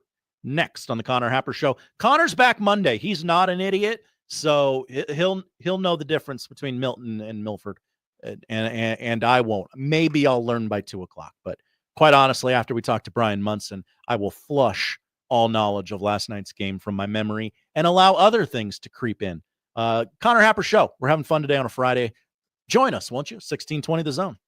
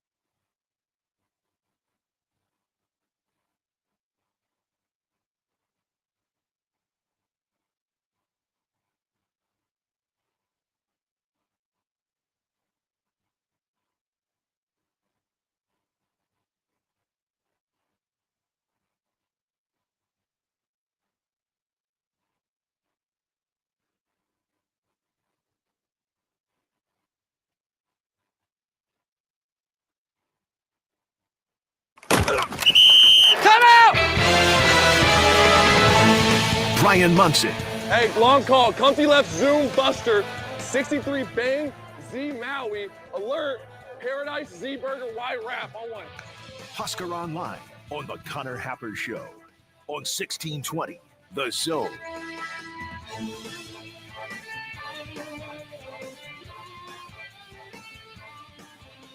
We welcome into the Connor Happer Show our Friday friend, Bryan Munson, Husker Online. He was kind enough to move back so BC could move up. Munson, we thank you for shifting things around for us today. Absolutely, dude. I got all the flexibility in the world today. Took the day off. Weekend began at 5 p.m. Thursday. So, and you spent it watching a high school football game. I did. I loved it. First of all, I'm so excited that football is back. We're a week away from my son actually in Nebraska opening up on the same night at the same time, which sucks. But then I go down to San Marcos and watch older son coach against Texas State. So looking forward to a lot of football being a part of my life for the coming months. I will say last night was really the first game I sat down and watched. I watched a couple NFL preseason games for just like a couple minutes just to get a little taste, but last night was really the first game I sat down and watched. And while boy, there were sure a lot of flags, it really ruined the viewing experience for me. I was happy there was football on my TV. Definitely. I mean, and I think that those flags probably kept 10 plus points off the board for Buford. Yeah. It was really difficult having a chance. Like you said, it took a lot away from it, but I wanted to really kind of get a better understanding about the improvements and the that Dayton had made basically from his junior year to his senior year. And those are pretty clear. I mean, he doesn't look like the same guy out there. I mean, he only started, they went 11-2 last year. So he started 13 games last season. And those were his first varsity starts ever. So he was in his 14th start ever and, has had this kind of unique circumstance of having a 5-star quarterback, older brother that he's going to follow his footsteps to Nebraska to follow dad's legacy down there too. It's a wild story. So Dayton to me has been, he's volunteered for this number one, but he's not taken any of this thing he's not taking it for granted. He has worked, and it was very clear to me. He's really worked on his body. I thought that he really worked on his speed and on his feet, just kind of taking the ball down. He's less tentative, more willing to run the football. He had a couple good runs in the first quarter. Yeah. 10, 11, 13-yard scampers, picking up first downs, keeping drives alive. I thought the part that I really liked the best about the stuff, so he has arm strength, he has touch, and he has accuracy. And I think that those are really the things that, people need to watch. Now, he's not going to go out there and throw for 400 yards at Buford. That's not their style of offense. They just don't do that. That was frustrating to watch last night. I was like, come on, I'm here to watch Dayton. Throw the ball. But that's not what they do. He manages the game. He's the Trent Dilfer of high school football. I mean, he just has to go out there and do enough to keep the offense going and manage the football. Just don't turn it over. So, and obviously the one throw before halftime, I'm sure he wants that one back. Before then, he was 9 for 14 for 140 yards. He had thrown the ball really, really. He didn't have to do a lot in the second half. They get a pick six. They get another pick. Goes inside the 10. They kick a field goal after 3 plays. And realistically, there's only 2 drives in the fourth quarter, and Milton was doing everything they could to kind of stay alive. So I thought he looked really good in the first half. That was going to be their biggest challenge all the way to when they get into the playoffs. So not going to say it's smooth sailing. They obviously have a lot of things to work out, but Dayton looks like a D1 quarterback. I said it. I backed up some comments that I said in my story last night. I said, he layered the ball well. The seam route, in the first quarter or the first half where he overthrows the guy in the end zone, That ball was layered perfectly, just out of reach. The wheel route showed touch. All the receivers kind of seemed to bobble the ball, but that's a D1 arm throwing to high school wide receivers. That's really what you got there. You got a guy that can throw. He can spin it, and that's a lefty, and he can really, really, really spin it. So I thought there was a lot to feel really optimistic about. Well, obviously, I think like the highlight of the night was the 42-yard wheel route. What were some other plays that stood out to you? Or am I wrong? Am I wrong on the 42-yard? No. I thought the wheel route was an incredible play. It was a great effort by the wide receiver. Mm-hmm. Here's what I'll tell you about that. He should have thrown it sooner. Okay. He should have thrown it way sooner. So his receiver that took the corner back to the safety opened up an area probably more within about 25 yards. That ball should have probably just been put up on a little bit of air, let that guy go get it, and then try to make a play. Instead, he made that catch in double coverage and landed on his head. But I mean, that kid's a player. That number 2 kid, he's 5'9", 150, soaking wet. And they thought that was generous, right? Yeah, that was not a big kid. I thought the 61-yard on air throw showed again that he's got a really nice strong arm. I thought all the runs again looked pretty good, except when he tried to escape the pocket there in the second half and got sacked. He turned around and threw a block, when his receiver kind of came back at him a little bit. So he is not against putting his nose into some sticky and dangerous situations. I thought that was good. But again, I thought one of his prettiest throws was the one that he threw into the end zone that overthrew the guy on the seam, and it was just because it was just a step too far. But that is a tough throw. You got to get it over. You got to get over the nickel, and you got to put it there, within this little window, about the last 4 yards of basically the end zone before the end line, and that's tough to do. But he just about got that one there in the bucket. So again, I thought he played. I loved all the little swings too, all the little screens and things that he was doing with that. Even the commentators mentioned, and it was Nick and whoever the other guy was, how well placed those balls were, because those things were all caught in stride. They didn't have to go back behind them and basically pirouette, and try to find and make something out of nothing. Those balls were all on the mark. I mean, he really threw the ball pretty accurately again until the last pass in the first half, which I'm sure he just felt like, if I can get this thing in there, we can take a 17-point or 14-point advantage into the locker room at halftime. Exactly. Husker Online's Bryan Munson joining us here on the Connor Happer Show. 1620 The Zone. When you're talking to Dayton and people who know Dayton, he's different than Dylan from all accounts. He is very much a man, I just want to play football guy. Is that my understanding of him? He's less concerned about image and brand, and not that one's better than the other.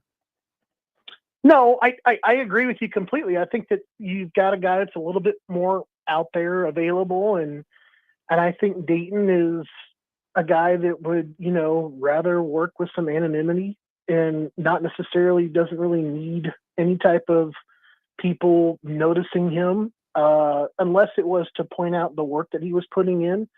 I think he's a worker. I think he enjoys or sees the role of being just kind of the spoke on the wheel, and doesn't bother him. Usually some quarterbacks feel like they need to be standing out there out in front of everything. I think the first thing that, if you talk to Dayton, is he's going to tell you he's part of a great team, and that they have some guys that they're really counting on this season to do the things that they want to do and go win a state championship. And I think that those are the first things you're usually going to find out of his mouth. He's going to tell you, we got the win. I didn't play great. The team picked me up. We're going to get better. One of those kinds of comments. And I think that that's not necessarily coach speak, just kind of giving the media what they just, something to kind of write down. I think it's true. I think he's just kind of one of those guys that just feels like he's part of the team. And in other recruiting news, you had a little update, I believe, on the 4-star receiver the Huskers are trying to lure away from Oregon, right? Keyshawn Bowman? So.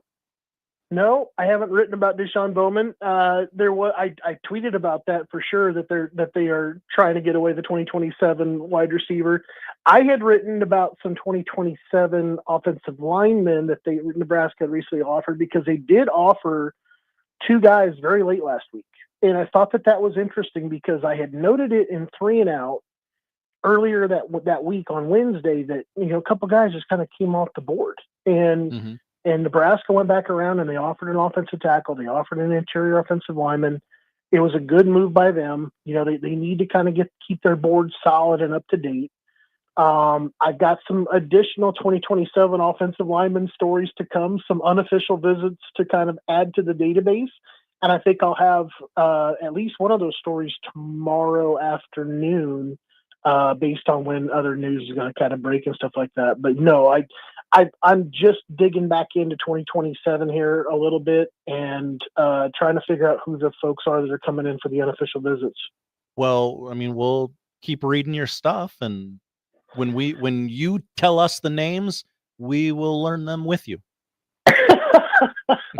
That's like the craziest part about it. I think the offensive names are pretty clear. Mm-hmm. I'm struggling with the defensive side, but I think over the past 3 days, it seems like some more of the defensive board is kind of coming together. So just bear with me, folks out there that are just going to get sick of reading offensive recruit articles, because I think the defensive stuff has been kind of late to piece together by me. That's okay. Bryan Munson, Husker Online, thank you for joining us today, and thank you for being as flexible as you are. Absolutely, brother. Have a great week. Have a great weekend. We'll talk to you soon. All right, there he is, recruiting guru, Bryan Munson, Husker Online. Go read what he writes there at Bryan Munson. Got to have that little underscore after it, or you're going to be lost.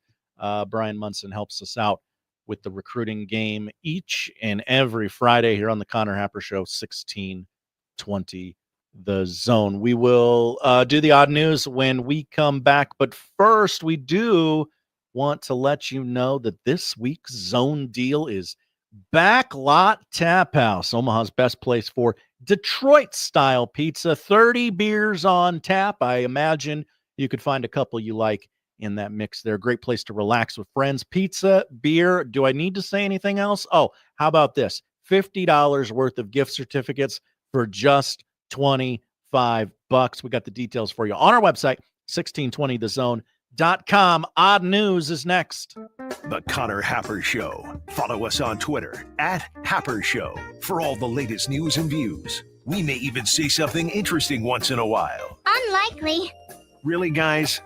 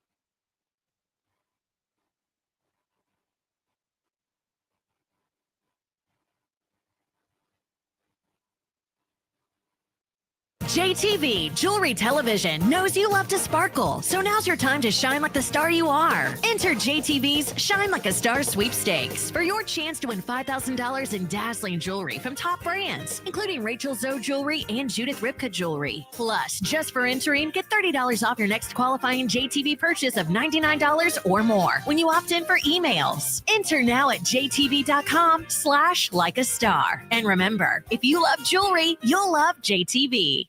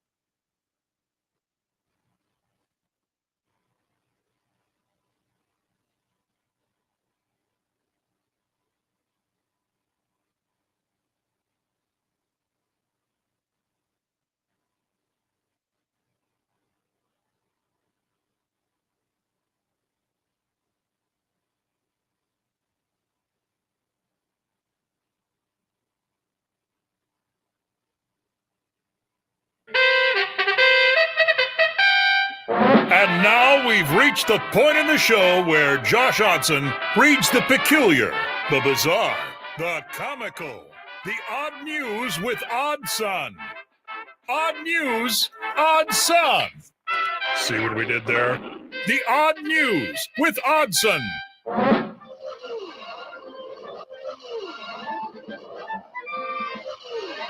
The award-winning Odd Son. Get it right, please. Odd news with Odd Son. Connor Happer out today. Still the Connor Happer show. I mean, it is what it is, right?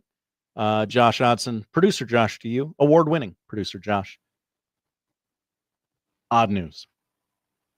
We begin with the rough life of Adam Schefter, ESPN NFL insider.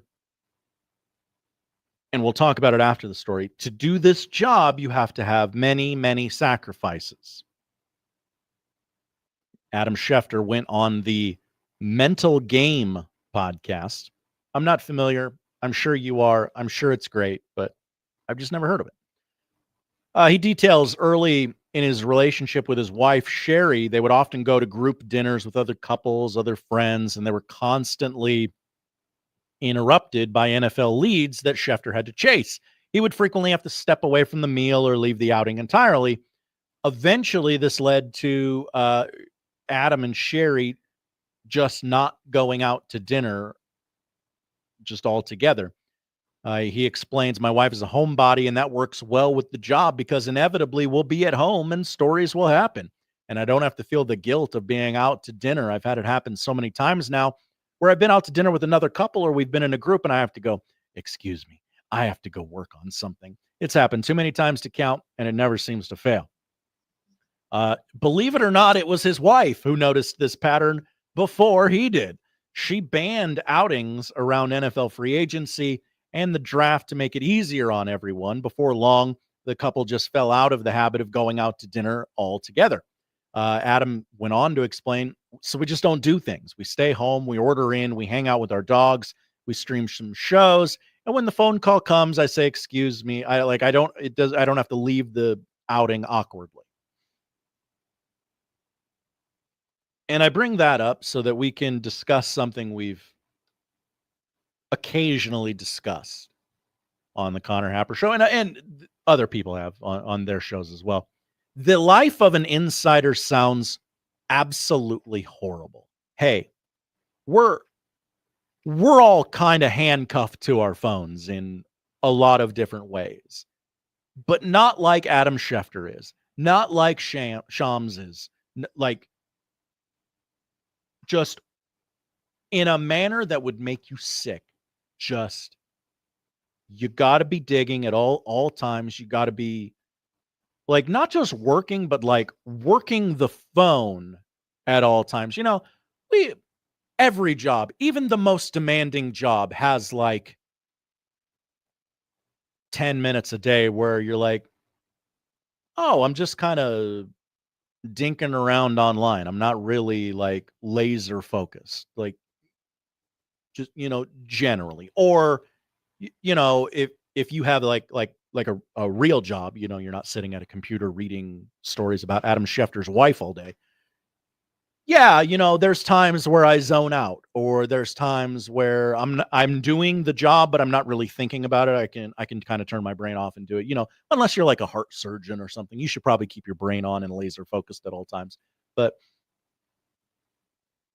just this life, I'm fascinated with the life of a media, like a league insider, like an NBA insider, an NFL insider, just what that day-to-day looks like, because it disgusts me. Thanks for the information. I use it for my job, but my God, I would never want that life. And a lot of you may be yelling at your radio right now. That's what the money's for. You could not. I think I'd be good at that, because I can text very well. Now I'm a poor networker. I don't like people, and I don't like networking. So me being in a room by myself for 4 hours is perfect. But I can text. I can network that way. Now, Matt McMaster, our beautiful baby boy who's turning into a man before our very eyes. We love him. He talks about how great he is at hobnobbing. I'm terrible at it. I don't want to be good at it. I don't want to do it. Now, if you're telling me, hey, 6 times a year, you're going to have to be in a room with your colleagues and hobnob. Okay, I'll do it. But let me tell you, maybe I'll record it next time, because our sweet Matt McMaster, that's not a bit. He loves to hobnob, and he's thriving when he's in those settings. I can sit at home all day and text people and get, hey, what do you got? What are you working on? Are you hearing anything? Like, I can do that. Like, so I don't think I could do the job. I want to be crystal clear about that. But like, I think I have a skill set that lends itself to the job, but I would never in a million years even consider doing it. We go to DuPage County, Illinois, home of the many-time D3 JUCO national champion College of DuPage. Bet you didn't know that would come up today. Sadly, a man has been arrested for DUI in the western suburbs. It unfolded after he fled from police in a separate hit and run. 28-year-old resident charged with 2 counts of aggravated fleeing and eluding. That's a charge you don't hear every day. And 1 count of aggravated DUI, DuPage County State Attorney Robert Berlin announced Wednesday. The charges stem from the man's alleged involvement in 2 crashes and a chase that unfolded in West Chicago and Warrenville on Monday. Around 5 p.m., officers with the Warrenville Police Department were called to the scene of a hit-and-run crash. As they made their way to the scene, one of the responding officers spotted the vehicle believed to have been involved in the crash and attempted a traffic stop. The officer activated his lights. The driver stopped at an intersection. The prosecutors said as the officer approached, the driver drove away. Sneaky move. Like, okay, I'll stop. You got me. And then the officer gets out of the car, and that's when you speed away. Don't do it. Not condoning it, but it is kind of clever. The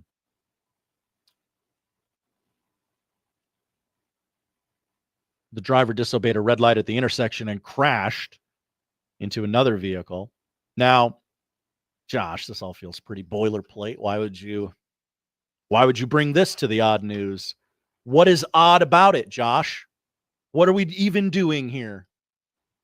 It's when I tell you that the name of the individual in question, 28-year-old DuPage County resident, if you're watching with us on YouTube, you can see it, Michael J. Fox.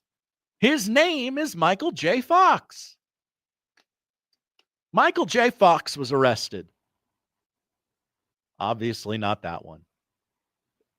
Look, I'm a man talking to myself in a room. I have to amuse myself. Okay, that one was for me. This one is for you. The NFL preseason is upon us. And Atlanta Falcons quarterback Michael Penix Jr. has made waves his entire career at Indiana, Washington. His ascension up the Falcons draft chart as the presumed starting quarterback. A lot of people talking about Michael Penix.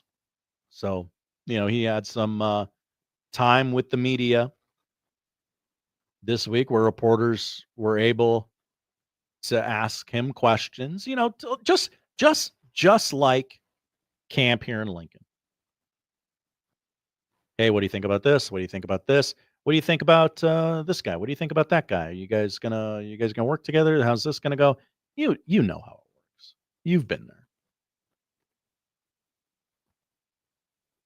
And the local news stations, they cover it, they do their best to put a nice spin on it, just like our guys do here. But you gotta get the name right. Remove the odd news graphic if you're watching along with us here on YouTube. That's right. This was sadly inevitable, but WTOC, I'm just going to assume that's an Atlanta station or somewhere near Atlanta. It's not really important to the story because they named him Michael Penis Jr. Put it on the lower third on the chyron there. Michael Penis Jr. Savannah, Georgia station, excuse me. You're going to want to spell check those chyrons. Now, I understand spell check's not going to pick up that particular misspelling. You just kind of have to know what you're doing there. Or, I mean, I understand, hey, I'm not a whoever's entering the data into the chyron for WTOC. I'm sure it's a fine station. I'm sure they do great work helping out the community of Savannah. Normally you would say, I don't know football. I didn't know that was his name. Well, you actually don't have to know football in this instance to ask your colleagues and those around you, hey, is his name really Penis? This chyron says that word. I don't want to abuse the privilege of saying that. That's not really his name, right? Because the graphic says this. That cannot be his name. I don't know football. Someone tell me his name. So now, this was inevitable, but as embarrassing as it is to be the first person to make this mistake on a chyron, that's the lower third graphic, the name on the screen. It's called a chyron. Don't be the second person. Really put your foot in your mouth on that one. Boy, is your face red. You called the quarterback Penis Jr. It can happen once. It can't happen another time because every newsroom in the state of Georgia now has said, ladies and gentlemen, this is the scenario I warned you about when the Falcons drafted this young man. Somebody else did it. You can't be the second news station to do that. So we'll get that smut off the screen. Every time somebody messes that up, because it happened when he was at Indiana and Washington, like people misspoke and, big Penix energy or whatever it was that Desmond Howard said. I will laugh at it every single time. And I want to be crystal clear with you. That is not an exaggeration. Every single time someone says penis instead of Penix, I will laugh like a 12-year-old. And I will not apologize to you, the audience, or myself. Because you need to find the joy in life. And that's just funny. I don't care. Yes, I am a child. Yes, I am an idiot. We established that earlier. Noon hour coming up. The show's half over. I can't believe it. We'll finally dive in to the Michigan Connor Stallions ruling the NCAA handed down today. I have the full list of punishments for all parties involved and what it means for college football going forward. We'll loosely dissect it next, I guess, on the Connor Happer Show. Producer Josh Odson filling in today. 1620 The Zone.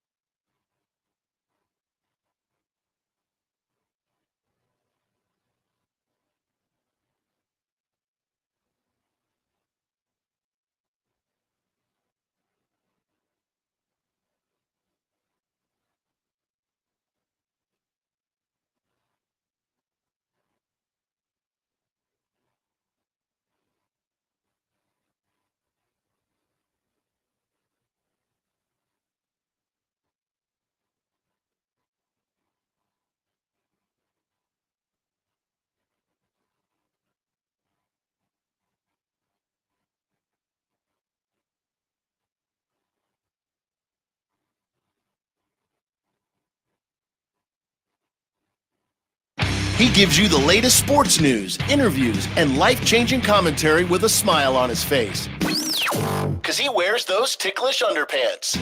Let's get back to the Connor Happer Show on 1620 The Zone.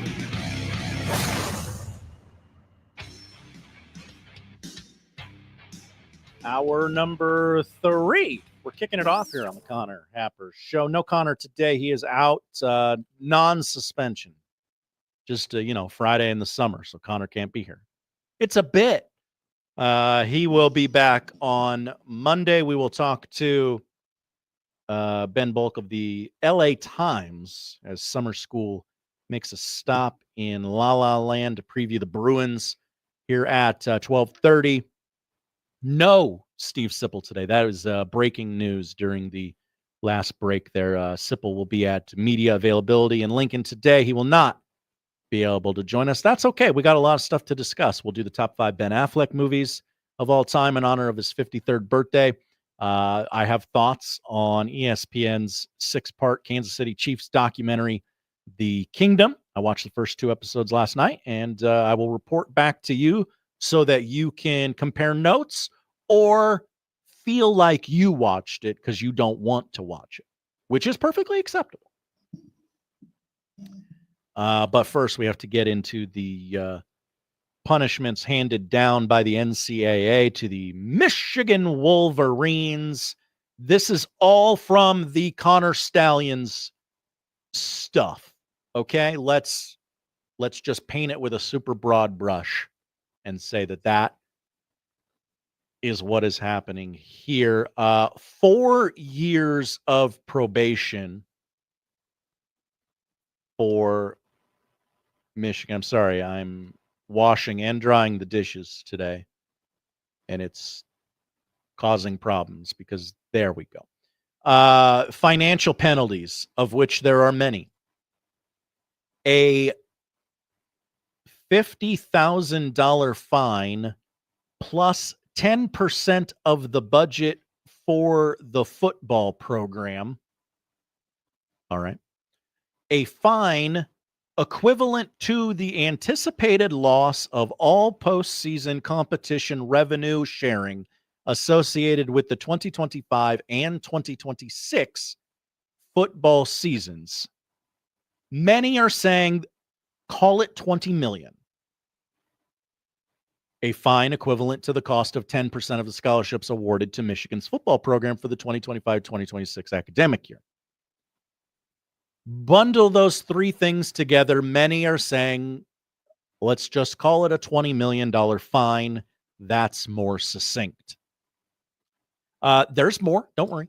A 25% reduction in football official visits during the 2025-2026 season. A 14-week prohibition on recruiting communications in the football program during the probation period.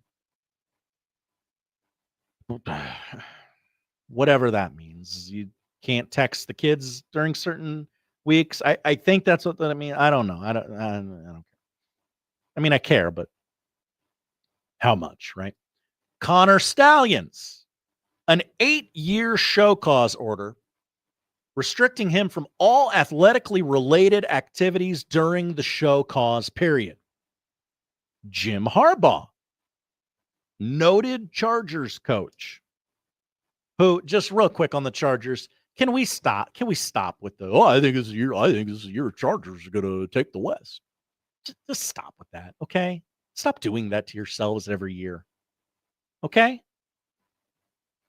A 10-year show cause order restricting him from all athletically related activities during the show cause period, which will begin on August 7th, 2028, at the conclusion of his current 4-year show cause order from a previous case.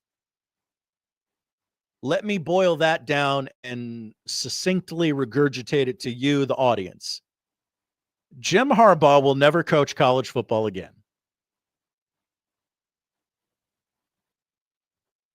I mean, that's a very long show cause, and he's 61 years old. Denard Robinson a 3-year show cause, restricting him from all athletically related activities during the show cause period. And Michigan head football coach Sherrone Moore. A 2-year show cause order during which he is suspended from a total of 3 games. Michigan self-imposed a 2-game suspension for Moore during the upcoming football season. The panel determined that a suspension for 1 additional game was appropriate. Therefore, Moore will also be suspended for the first game of next season. That would be the 2026-2027 season, which is rumored to be a Week 0 game against Western Michigan in Germany, of all places. Apart from the 3-game suspension, Moore is not prohibited from engaging in coaching or other athletically related activities during the show cause period. So, no wins vacated, no titles vacated, no asterisks. I'm going to go ahead and call it a hefty fine. Could we agree on that? What is money anymore? I understand. Surely someone in the Michigan, someone's got the money that they can piecemeal it together. They will not become a poverty program. It does not appear that there is a scholarship reduction. It does not appear. It's a hefty fine and a random, meaningless game that Sherrone Moore will miss. In addition to the 2 that, I'm not calling Nebraska a meaningless game, but they did get to pick it, which seems kind of weird. How we feeling? Or as the kids would say, how we feeling, fam? Yeah, probably not great. But we had been preparing you for all week for, hey, the NCAA is going to rule on this week. They're not going to do much. Now, I'll say that the 10-year show cause for Jim Harbaugh, it doesn't matter, but it is pretty hefty. He's not coaching college football ever again. Which is interesting. There were, and again, I'm washing and drying the dishes today. There are some more notes on Jim Harbaugh's time at Michigan. He will have to be suspended should someone hire him within that show cause. He would have to sit for a year. No one's going to hire him. Gosh, there's a line I wanted. Here it is. The NCAA, in the rollout of their announcement, there's a lot to take in, and I'm gonna read some of the findings to you, so that you can sound smart with your friends this afternoon. That's just a service we provide to you here for free on 1620 The Zone. The NCAA, quote, Harbaugh ran a program that was largely dismissive of rules compliance. There was little, if any, emphasis on following the rules. End quote. Pretty damning statement. Seems odd that for such a damning statement, his place of employment, I mean, I don't want to call it a slap on the wrist, but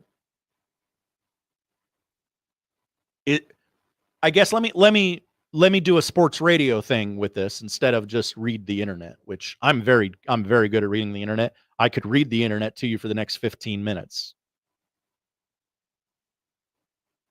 Would you trade? Now, it's not your money, but would you pay $20 million for a national championship?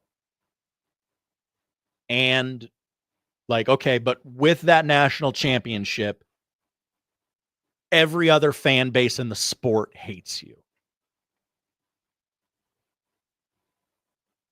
Boy, I think a lot of us would sign on that dotted line, right?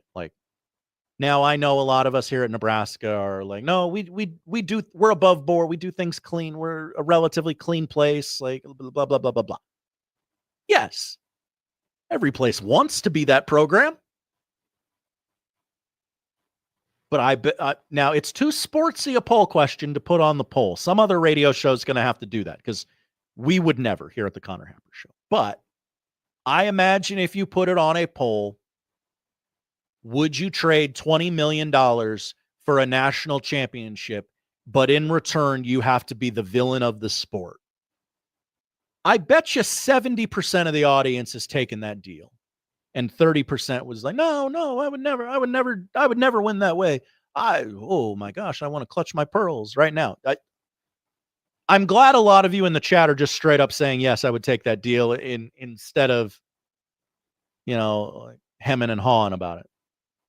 Let's see more from the NCAA. They say there were sufficient grounds for a multi-year postseason ban for Michigan. However, the panel determined that a postseason ban would unfairly penalize current student athletes for the actions of coaches and staff who are no longer associated with the Michigan football program. So, had this been a different era, if you prefer, Michigan would have a postseason ban. They would have a bowl game ban. They would not be allowed to participate in the CFP, which is kind of interesting if they're gonna be that 12th team. I'm not saying it's going to keep them out, but gosh, if it's between them and somebody else, don't you think it would come up amongst college football fans? I'm not saying it's going to come up in like the committee rooms or anything like that, but just, we have these conversations on the radio every week. Hey, did you see the CFP poll? Boy, Michigan's at number 13. What happens if Clemson is at 12 and they lose above? Who's in, who's out, Clemson or Michigan? We do that throughout the whole season, right? I bet you a lot of fans are going to go, well, Michigan shouldn't even be in the postseason. You heard the NCAA ruling. If it were a different time, they would be banned. You can't let them in.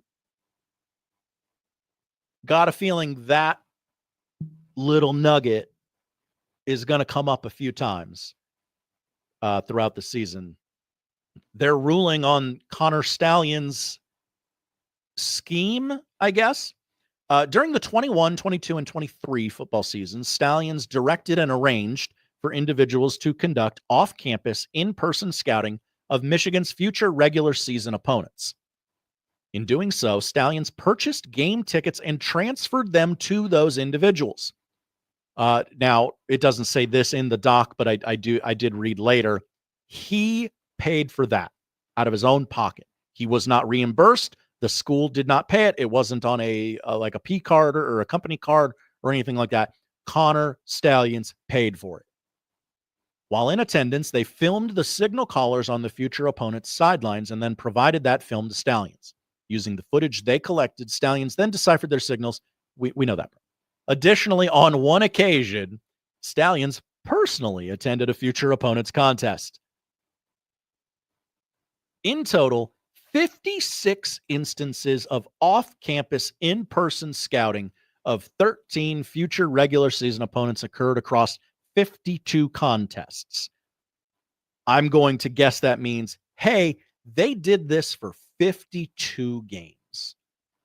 Stalions' conduct, resulted in a collective level 1 violation. And the game in which Connor Stalions attended, we saw it. He was roaming the sidelines. Wasn't that a Western Michigan game? Yeah.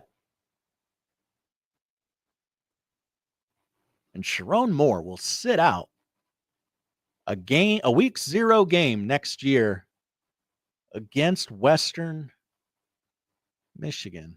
Interesting how that works. Let's see some other stuff. I'm reading from the tweets of Nicole Auerbach of The Athletic.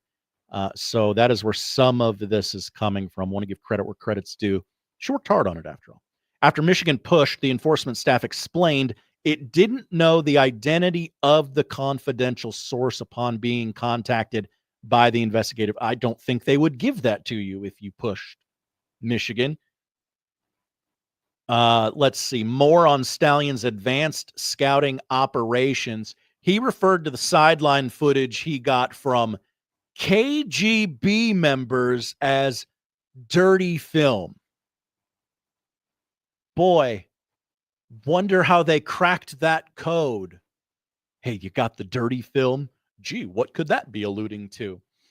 Let's see. What's interesting in here? Those individuals included Stallion's acquaintances, another Michigan football staff member, current and former interns and their friends, and football student athletes and their friends. The network of individuals engaging in what Stallion's described as, quote, counterintelligence, was referred to as the KGB. In practice, Stallion's would purchase the game tickets, targeting seats in the lower level with a clear view of the sidelines. He would transfer the tickets to KGB members set to attend each game. Using phones often purchased and provided by Stallion's, attendees filmed football coaches and staff members signaling plays from the sidelines. Attendees would say, we kind of know what happened after that. Again, I'm sort of parsing through this in real time. The NCAA sought Connor Stallion's cell phone for this investigation. He told the NCAA he threw his phone in a pond, which is definitely what innocent people do. Throw their phones in ponds. Central Michigan.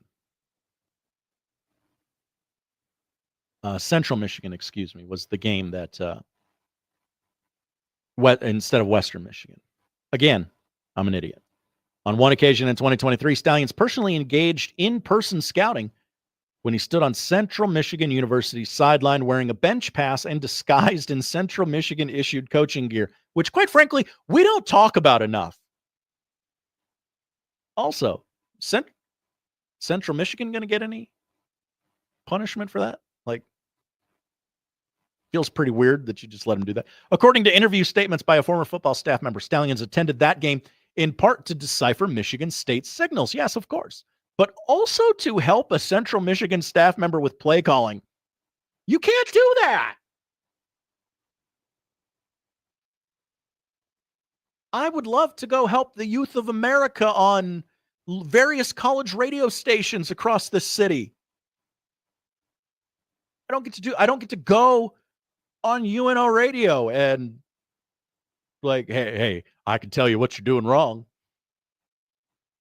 You know, I could listen to a tape and give my thoughts. Like, I can't go into the Sweet studio. I could. There's no one stopping me from going into the Sweet studio. But I could just like, hey, I know about Taylor Swift. Let me go in there and talk about Taylor Swift. Like, not really the way it works. There's just so much coming out from this NCAA ruling. A lot of it, like, you know, a lot of it we knew already. Like, we knew what happened. But it is nice to get the details of like, okay, hey, here's. It does feel a little more thorough than other NCAA investigations, NCAA rulings, like stuff like that. Like, you know, sure, I'd like to see more of a hammer dropped on Michigan, but you know, we kind of knew that wasn't going to happen. I do think it's interesting that they said, hey, if we were a stronger entity, we'd ban you from the postseason, but seems like we probably wouldn't do that. So again, Michigan fined around $20 million. Sharon Moore suspended for next season's Week 0 game against Western Michigan. There's too many Michigan colleges, by the way. Please eliminate it. Please narrow it down to 3. Michigan, Michigan State. I'll tell you what. I'll meet you halfway. Go 4. Give me Michigan. Give me Michigan State. Give me 2 directional schools. You can have 2. I would go Central and Western, but then we're done. Okay. Maybe later we call it West Central Michigan. There's too many schools there. I can't keep track of it all, clearly. Summer school is coming up next. We did this with our good friend, Scott Wolf, a fan favorite. He told us all about the USC Trojans yesterday. We stay in the general area of Los Angeles to talk about the Bruins. As Deshaun Foster educated us, they're in LA. And he's actually kind of turned that into, and I don't want to say a bit because that sort of like degrades like what he does as a coach. Like he's kind of turned it into like, yeah, we're LA. So I kind of respect it in a little way, like capitalizing on a mistake to make yourself look better. So the Bruins are the focus of today's edition of Summer School. We'll talk to Ben Bolch from the LA Times. We'll ask him about the roster turnover. Yes, we'll ask him about Nico. We'll ask him how they plan on making that offense more productive. We got a lot of questions for UCLA. They are a team with a wide variance. Like some previews say, oh, the roster just turned over way too much. They're not going to be able to capitalize on the momentum. And some people are like, bleep that, man. They got a 5-star quarterback. They got momentum. They got impact transfers. This is the team to watch. They could finish, in the top 6-7 teams in the conference. Like they could get hot after the way they finished last year. I will ask a man who covers the Bruins what to think of that. We'll do it next. Ben Bolch from the Los Angeles Times joins us for another edition of Summer School. It comes your way next on the Connor Happer Show, 1620 The Zone.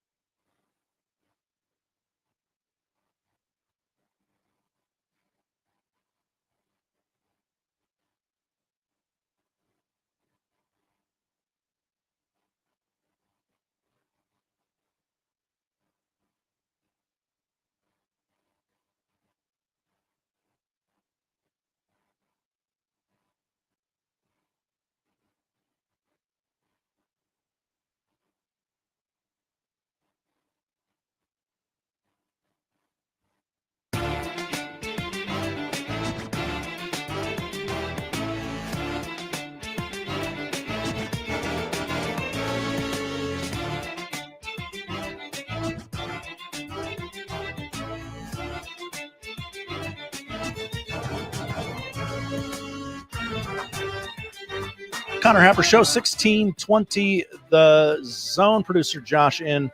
Connor's back on Monday. We are rolling on with summer school. One of the most intriguing teams in the Big Ten this year's got to be UCLA.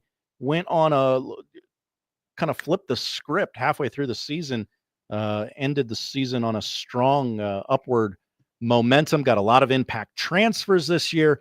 And we want to talk about it all with writer for the LA Times, Ben Bolch joins us. Ben, welcome back to the show. Thanks for having me on. I appreciate it. Yeah, wanted to talk about just how much has Deshaun Foster's stock risen since 2024 Big Ten Media Days, where he comes out and he says, we're from LA. And everyone's kind of laughing at him, but like it wasn't that big of a deal. How much has his stock risen? Well, I would say it actually was a big deal because when they started 1-5, people kept pointing back to that moment as evidence of a coach who was fully unprepared and overwhelmed by the job. So it was kind of a flashpoint for what was a overall a disappointing season. But as you alluded to, finished on the upswing. And what really impressed me most was that I think most coaches would say, hey, we're on our way. We're going to just keep riding this thing. But he decided to take a hard look at his staff and an offense that was one of the worst in the country, and he made some big-time changes. There's only 2 assistant coaches back on the staff, completely new coaching staff almost, with a lot more energy, a lot more recruiting chops. They've already made some inroads there with the class of 2026, shaping up as what could be a top 20 class. So I was impressed by that, and then, and the proof is in the pudding moment. We saw him back on the stage this time in Las Vegas for Big Ten Media Day, and he knocked it out of the park, to use the term that he used. I agree that he did. He was up there. He had prepared remarks. He spoke for, I think it was like 6 minutes, got some coherent messages across, and couldn't have been more impressed with that. So you combine all that with adding Nico Iamaleava, possibly the top transfer in the market in the spring portal, and things are definitely on the upswing right now. How do you sort of alluded to it? How does Deshaun Foster specifically, plan on balancing, like, hey, we got to carry this upward momentum from last year, but there's so much roster turnover, there's so much staff turnover. Is it a complete reset, or how do you carry that momentum over? Yeah, I don't think they're thinking that last season really has anything to do with this season other than like, hey, let's keep winning, right? But I don't think they found a secret.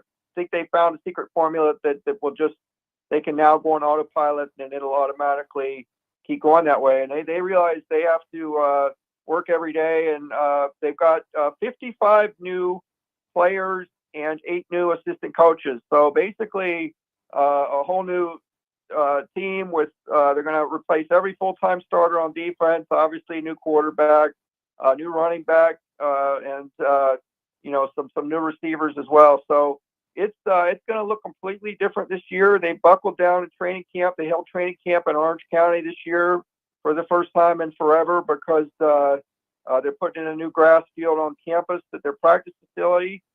Training camp breaks tomorrow, so we'll get an update on what they think they've accomplished. But early reports are that things are shaping up.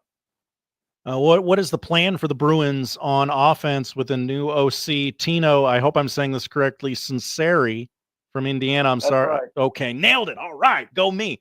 But one of the worst rushing attacks in the country, point blank period last year. What's the plan on offense?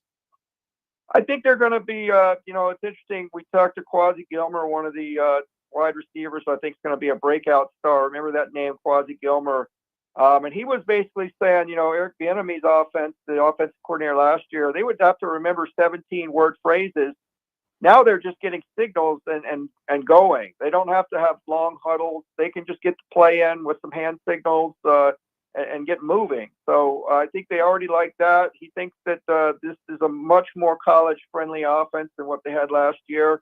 I think it's going to be a pretty balanced offense, but obviously when you have a player the caliber of Nico Iamaleava, you want to capitalize on that. So I think they're going to stretch the field. They're going to do a lot of play action, some big plays to open things up. But running wise, I'm really excited to see what Javian Thomas, transferred from Cal, can do, because he was in there with Jaden Ott, and people know who Jaden Ott is, but Javian was just as good, if not better. So he could really take UCLA's run game to a place that hasn't been since Zach Charbonnet was there, and we all know that he had great success and went on the NFL. So I look for this offense to be a lot more dynamic, a lot more explosive. Ben Bolch from the Los Angeles Times joining us here on Summer School, previewing the UCLA Bruins. What are the reports coming out of camp? How has Nico looked so far? There was always mixed reviews of him as a quarterback at Tennessee. Yeah, we don't have a long viewing window. We basically only get one kind of team period where they're doing goal line work. But I've been really impressed with what I've seen. The things that stand out to me is he's very decisive. He diagnoses a defense quickly and decides what he's going to do, whether it's pull the ball and run or to throw darts into the end zone. He's got a really strong, accurate arm. Like I said, makes quick decisions. And, I'd like to see what he does in more of a open field situation as opposed to goal line. But in the limited viewing windows, I've been very impressed. So I think that I'm baking that as a given into this offense, that he's going to be very good this year. What do we make of the Bruins? I guess tricky would be the best word I can think of for it. Their tricky non-conference schedule: Utah at UNLV, and then home date with New Mexico.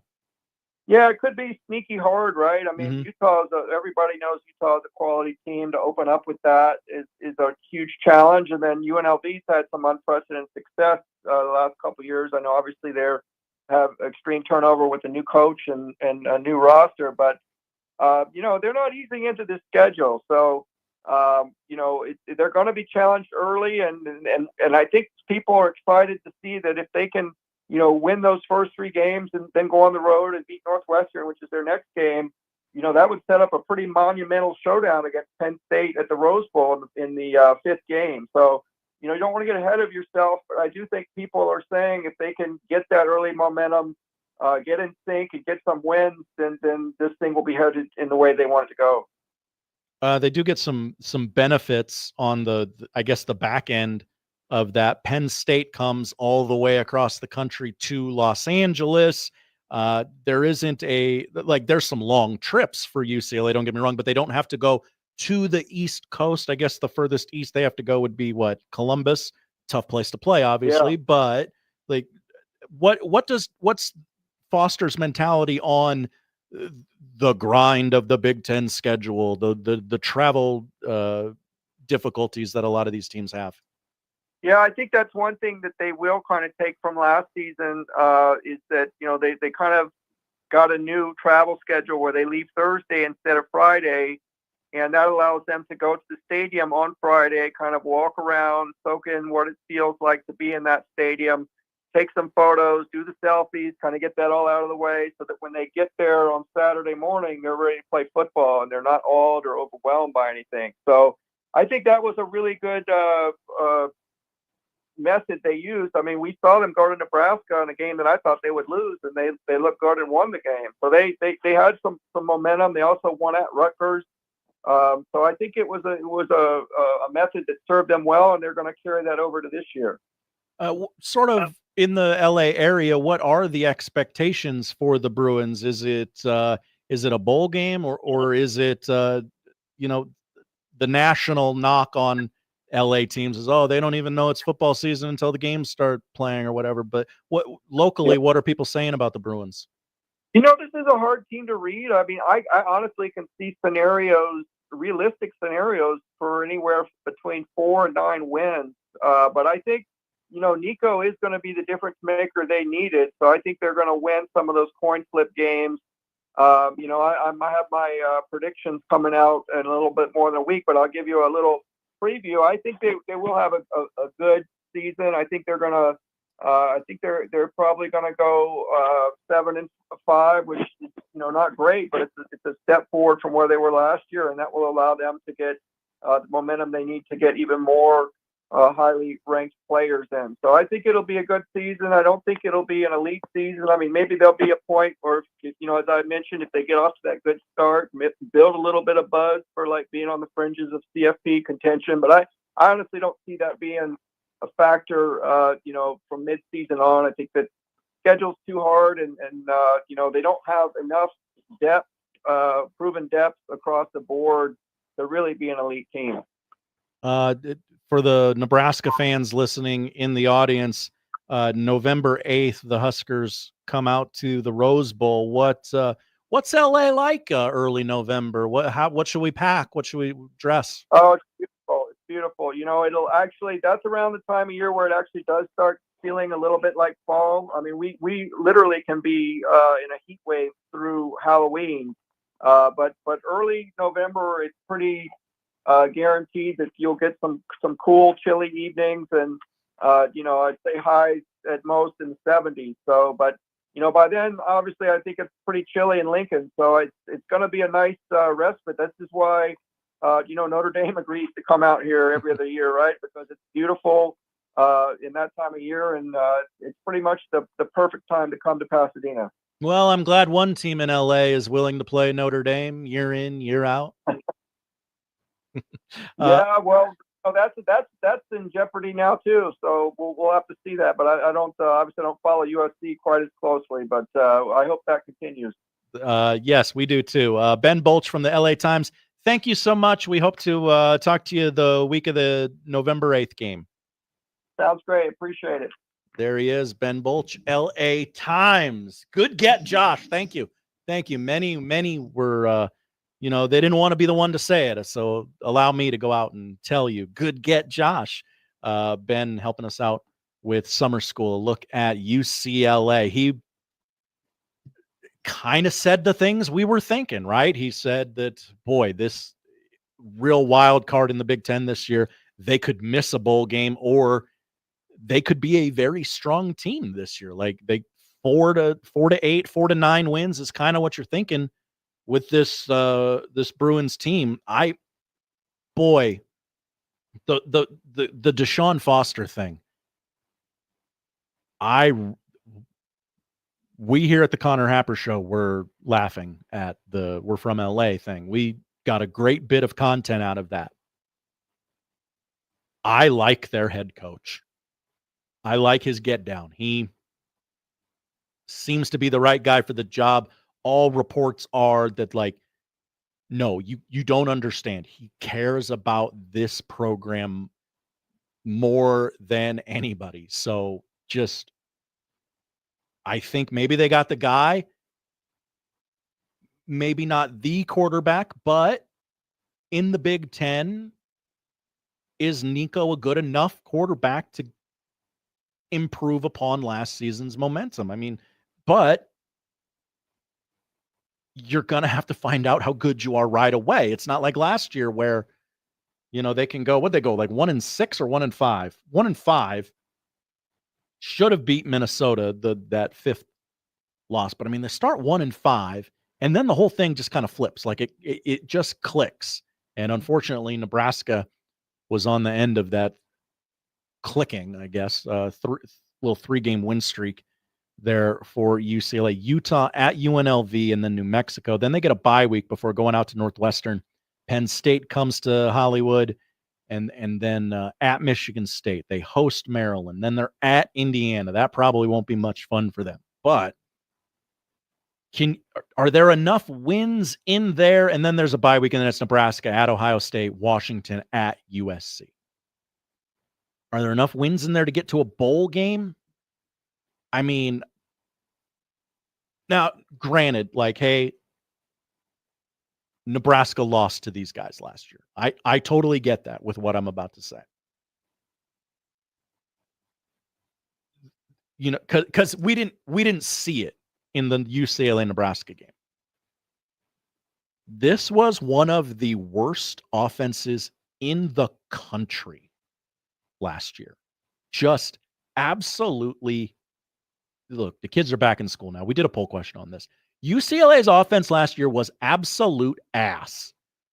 18.4 points per game. Good enough for 126th in the country. Total offense, 329 yards per game. Good enough for 118th in the country. They averaged 87 yards on the ground last year. 132nd. I think that might be dead last. If I remember right, the book I'm using has 132 teams. I don't remember. Some of the I'm reading from Pick Six previews. Brett Cianci does great work. He gives a game grader for every game. Like, how well did you play, basically?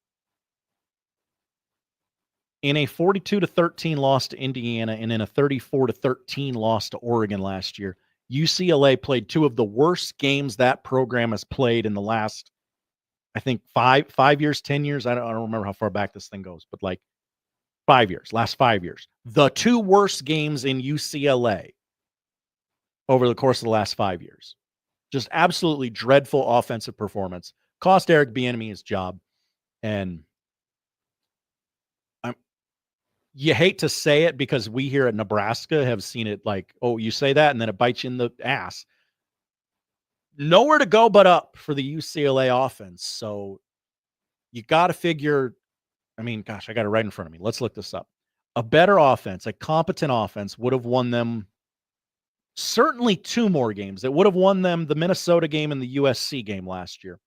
Maybe you get enough points to beat Washington. Maybe you get enough points to get another win. But like that's two wins right there.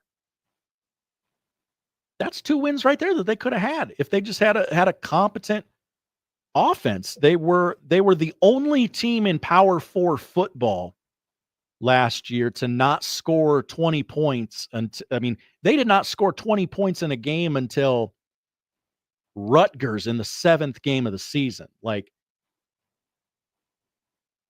LA gets knocked for not caring about their sports teams, but I imagine in LA, they were calling for heads on pikes after that Minnesota loss. So I think it's one of the most intriguing teams in the Big Ten this year, UCLA.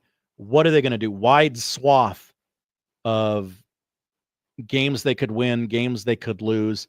Connor and I have talked about this. They're in that meaty middle of the Big Ten where a lot of teams are in that situation. Michigan State's in that situation. I think Nebraska's in that situation. Now, I think their floor is a little higher than, the Michigan States and the UCLAs of the world. But,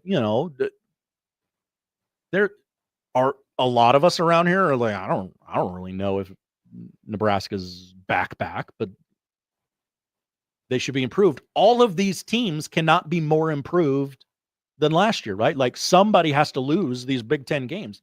And there's just really no way to know week in, week out. A lot of these are coin flip games. So we'll find out. That's UCLA on Summer School. I know we got Ryan Burns from Minnesota coming in, joining us on Summer School Tuesday. Hopefully we'll have some Penn State and Iowa previews next week as well. But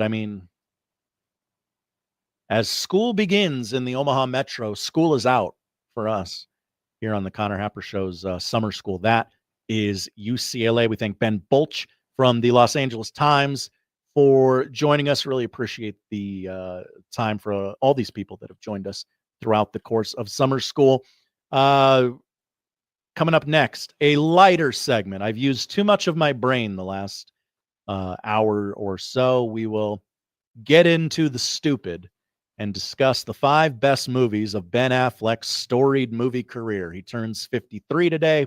What better way to celebrate than debating things that don't matter? That's what we do best here on 1620 The Zone. I'm a fabulous driver. The Connor Happer Show. I'm one of the best friends you could ever have in your life. On 1620 The Zone. I hate you.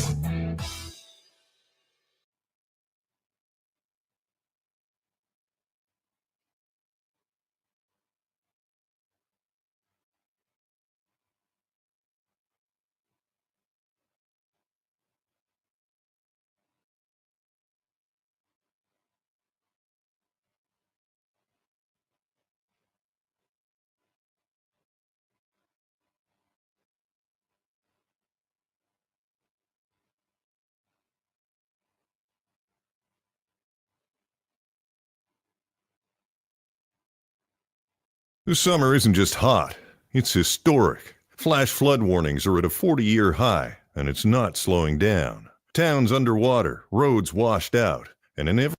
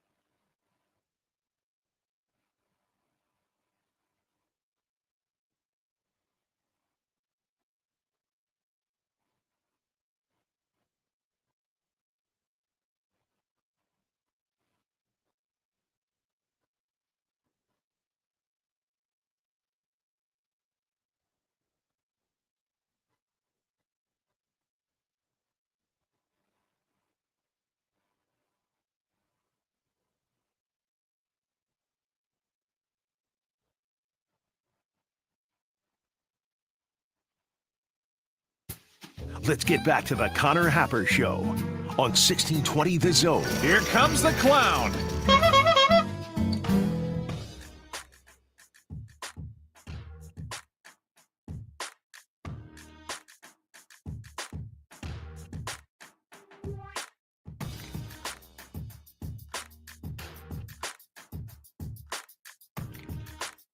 Connor Happer Show, 1620 The Zone. Producer Josh Hodson with you on a Friday. I want to remind you, do not miss your chance to win $5,000. Certainly there's a lot you could do with $5,000. That's right. Turn me up. Tell whoever's sitting in the car with you to shut up, because we got a kind of like NIL giveaway. The players are getting paid. You should be too. No real hoops to jump through. I mean, we're not asking you to down 60 hot dogs in an hour or anything like that. Like, we just, hey, enter your name on our website. Boom, you're in. And then we'll determine someone for a $5,000 kind of like NIL giveaway. All the details, 1620thezone.com. Platcat in the chat. Hi, Platcat. A lot of sandwiches. That's right. That is a lot of, you can buy a lot of sandwiches with $5,000. I'll tell you what. And we want you to be able to buy a lot of sandwiches. So, in honor of his 53rd birthday today, I thought it would be fun to take a trip down memory lane and honor the 5 best films of Ben Affleck. Now, there were 2 ways you could do this. Ben Affleck has a long and rocky enough career where we could have done the bottom 5 Ben Affleck movies. And I was trying to really whip this up during the break. Oh, yeah. Okay. I needed a 5th film, and I found one. I will go. This is the bottom 5. Okay. This is the bottom 5. We're just going to do this real quick. And kind of the feature of the segment will be the top 5 Ben Affleck movies. Put your own in the chat. I'll read them here when we are done. And some of these are going to be movies you just haven't heard of because they're bad movies. Why would you watch a bad movie? That's my job. 2003, Paycheck, where Ben Affleck clearly had one reason to do the movie, and it was because the title of the movie was Paycheck. He wanted a paycheck. He did a rom-com with Sandra Bullock in the late 90s. I'm going to say that was when the movie came out. Forces of Nature. He did a movie directed by Robert Rodriguez, who he did Planet Terror, the Spy Kids movies, a lot of other things, From Dusk Till Dawn. Like, he's a director of some note. He directed a very bad sci-fi movie a couple years ago. Might have even been a COVID era movie called Hypnotic, where normally you watch a bad movie and you're like, okay, this is bad, but everyone's committed. You can tell from the acting performance that Ben Affleck does not understand the script. And that's not Ben Affleck's fault. It is a confusing script. I struggled following along in the movie as well. But boy, he looked confused. Pearl Harbor, mainly because that is such a, okay, this is unfortunate phrasing, but I've walked up to this line. I now have to do it. That's a big bomb. That's a very noteworthy bomb, right? It was such a big movie. It was everywhere. Memorial Day weekend of 2001. Okay. Boy, if Chance is in the chat, we'll find out. And it was just such an epic failure that, like, it probably isn't one of the 5 worst movies Ben Affleck has appeared in, but because of it, like, how big of a movie it was, like, you remember it more, right? And then of course it's Geely. Geely is regarded as one of the worst movies of all time. And Ben Affleck was in it with Jennifer Lopez, a person he was in 2 separate relationships with. And let me tell you, if you thought, well, maybe Geely will get better with time, It is not rather insensitive. Many people pointing out, yes, he was in Batman movies that were not great. Those movies were not great, but I didn't think he was the problem with those movies, I guess, would be I think I'm not going to say he was a great Batman, but serviceable. Like I didn't have a problem with it. And if you hear him in interviews talk about why he did the movies to begin with and why he kept doing them, it's actually kind of nice. He was kind of doing them for his kids. He's like, hey, like it's not really my kind of thing, but I get to tell my kids I'm Batman. Like that's pretty cool. Yeah, they wanted me. I said yes. I get to tell my kids I'm Batman. Like, and Baymont, absolutely right. He was a better Batman than he was a Daredevil. You're absolutely correct. Didn't really understand the material that Daredevil was. Whoever made that movie. But anyway, that's enough of the people forget he was Daredevil. And Michael Clark Duncan was Kingpin. I like Michael Clark Duncan, R.I.P. Again, maybe you didn't understand the source material. Top 5 Ben Affleck movies. Happy birthday, Ben Affleck. We begin with number 5. God, come on. Take forever. Number 5. Oh, a little behind the 8 ball on this one. Okay. Number 5 is Dogma. Now, very quickly, let's get a couple things out of the way. Yes, he was in Field of Dreams for like 8 seconds. It doesn't count. We're trying to go Ben Affleck movies here, not movies with Ben Affleck. So, Dogma, kind of a movie with Ben Affleck instead of a Ben Affleck movie, but it's a very good movie. And I think it's gotten better over time. Came out in 1999, directed by Kevin Smith, co-starring his buddy, Matt Damon. Just excellent commentary on a number of people's relationships with religion. At the time, this movie was like the worst. Buying a ticket to Dogma was like the worst thing you could possibly do in some group's eyes. Nowadays, we have more important things to be worried about than who buys a ticket to a movie, because who buys a ticket to a movie anymore? Am I right? Anyway, Dogma, very good movie. Hard to find it. If you listen to Kevin Smith, that is going to change. It had a short theatrical run to celebrate the 25th anniversary this year. Kevin Smith has the rights to it again, so there will be a big fancy 4K release of it. There will be he'll sell it to a streamer so you can watch it at home. These were problems, like you couldn't buy Dogma in a store. You couldn't stream it because the companies that owned it were like, hey, every time we try and do something with this, people yell at us, and we don't really want to be yelled at. So we're just going to put it away in a closet forever. So that is Dogma. Ben Affleck movies, number 4. Number 4.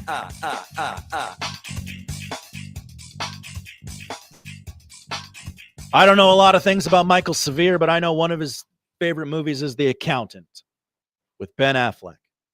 I haven't seen the sequel, and that's a very controversial movie here on 1620 The Zone. I'm almost afraid to watch The Accountant 2, because what if I like it? Will I be vilified? What if I hate it?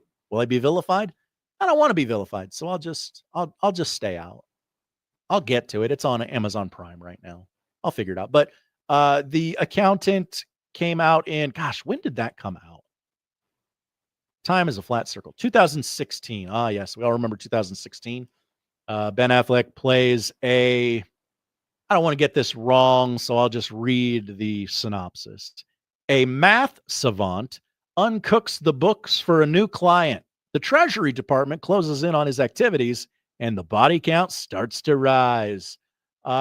Somebody's cooking the books. That person gets killed.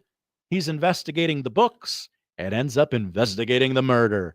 Him and Anna Kendrick, wonderful work from J.K. Simmons in this movie. Quick note on J.K. Simmons. One of our most underrated actors? Question mark. All right, top 5 Ben Affleck movies, number 3.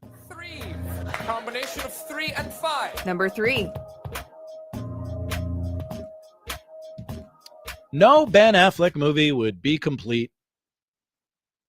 No Ben Affleck countdown, would be complete without acknowledging 1997's Good Will Hunting, where he played Chucky, the friend to Will Hunting. How you like them apples? He was the construction worker friend. Ben Affleck did not win an Oscar for this movie. Robin Williams did. No, Ben Affleck did. He was on the writing team. For a second, I read the internet wrong and thought that maybe Matt Damon he did win an Oscar for writing Good Will Hunting. It depends on who you ask as to how much of Good Will Hunting he wrote, but his name's on the script, his name's on the statuette. That's all that matters, baby. So, Good Will Hunting, great movie, right? Like, it sort of became one of those movies where, at the time, this isn't the case anymore, like, so much of that movie was pervasive in pop culture. The how do you like them apples thing, it's not your fault. Certain bits throughout the movie were so parodied in just every other television show that it became sort of like, Good Will Hunting. I don't know about that, but if you just watch it on a baseline, just very, very good movie. Very, very good movie. Very good movie. Here comes 2. Number 2. I would call this maybe the beginning of, get out of here, pop-up ad. I'm trying to work. I would call this the beginning of late stage Ben Affleck, where he's kind of like, okay, I'm not doing the indie movie. Maybe this is not the beginning of late stage Affleck. Maybe it's the peak of late stage Affleck. Gone Girl from 2014. 195th best movie of all time on IMDb. Did you know that? Boy, he just really played, I don't know if scumbag husband is the right word, because spoiler alerts for Gone Girl, he didn't do it, but he kind of led her to do it, I guess. He played a really good scumbag husband, and I don't want to say he tapped into real world experience, because that's not fair to Ben Affleck, but boy, it seems like maybe he used some things to really deliver in Gone Girl. Just a great movie, by the way. Top 5 Ben Affleck movies. Number 1. Make it so, number 1. Number 1. Suicide Squad. No. Could you imagine? My God. Of course, it's a staple of the Connor Happer show. It is 2010's The Town. Whose car are we taking? He plays Doug McCrae as one of the best bank robbery scenes in movie history. What a great movie. Let's all watch The Town this weekend, huh? He directed The Town. John Hamm playing the clean-cut FBI agent. Jeremy Renner. James Coughlin. Blake Lively, who looked great in the movie, but just didn't quite fit. They a proficient group of thieves rob a bank and hold the manager hostage. Things begin to get complicated when one of the crew members falls in love with her. That's Ben Affleck. I'm trying to look here. Was that the first movie he directed? I know him behind. No, Gone Baby Gone. Gone Baby Gone is a great movie. He's not in it. His brother is. Interesting. Just again, I'm washing and drying the dishes, so sometimes I have to pause, read, and get back on track. The Town was the second movie he directed. Yes, Argo, not on the list. A very good movie. He directed it. It won Best Picture. A very great moment of him at the Oscars and the entire industry standing up and clapping for him as, the the prophecy fulfilled, right? Like the not hometown boy made good, but like, hey, you did it. The prodigal son makes good. Air, a very good movie, a very good sports movie. Oh, he directed the Dunkings commercials. Why is that on IMDb? Anyway, okay. Happy 53rd birthday to Ben Affleck. Glad we could have some fun with him on the radio today. We will return. Chiefs docuseries, The Kingdom. Are you in? Are you out? Either way, I will bring you up to speed next on the Connor Happer Show, 1620 The Zone.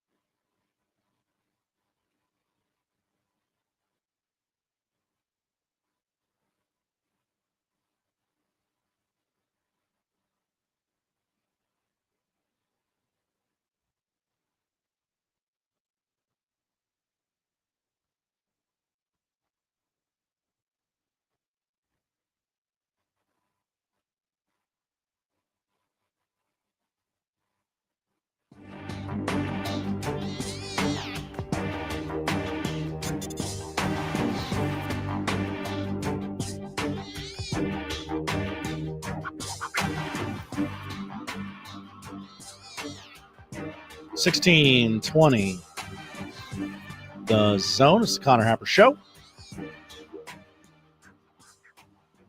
Producer Josh with you today. Connor is out. No, not suspended. He's just, it's a Friday in August. You think Connor Happer's working? No, of course not.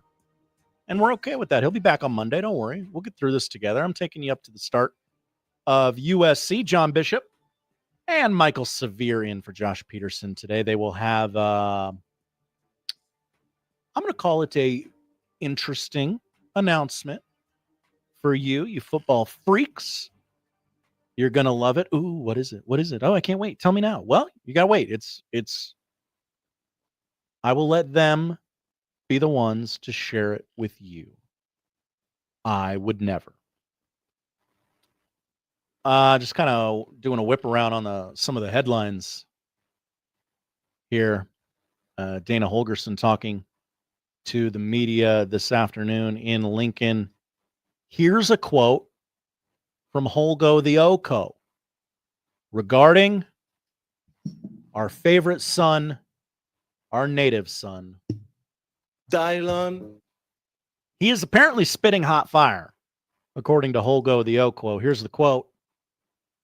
He's making throws that I've never seen before. End quote. Let's just go ahead and throw that into the mix here today. I mean, that's interesting, isn't it?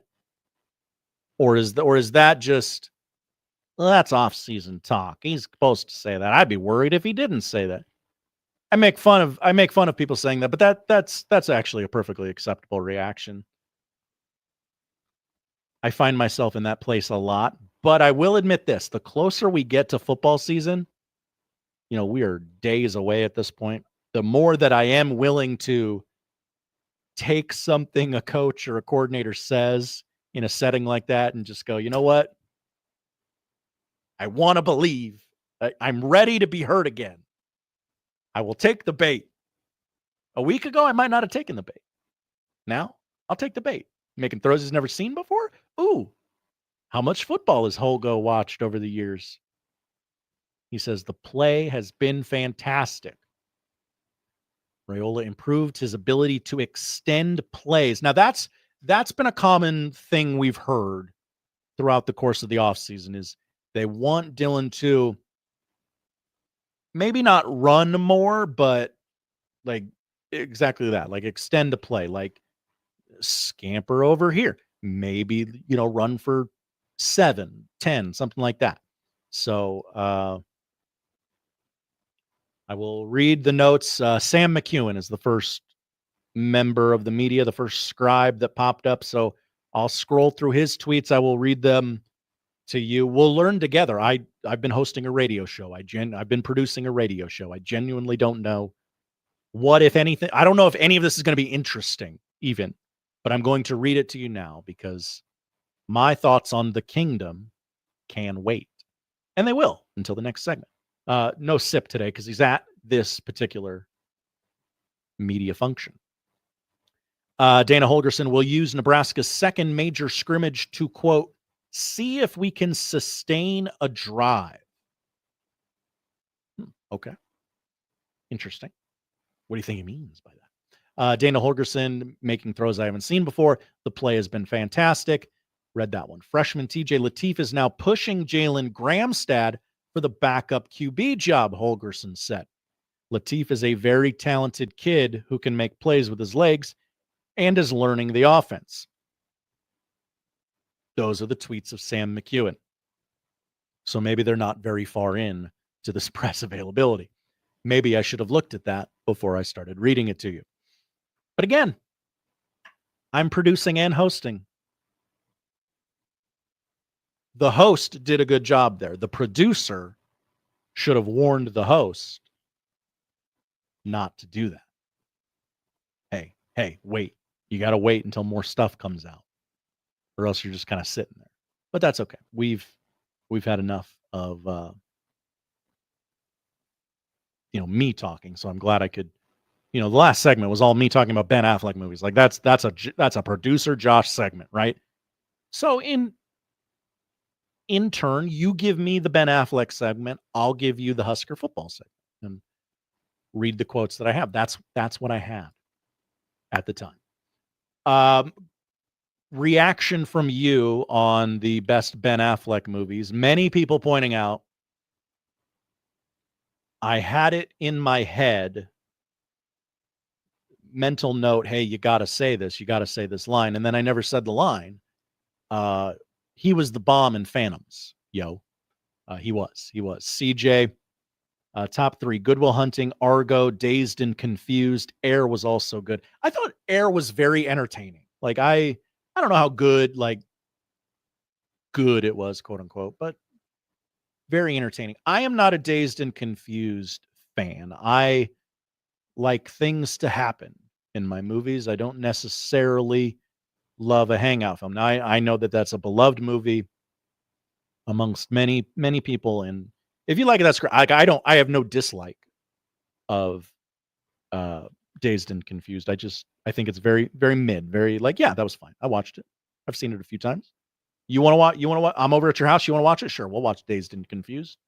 I can sit there. That's fine. Yes, I understand it's a hot take. Okay. Let's see. Let's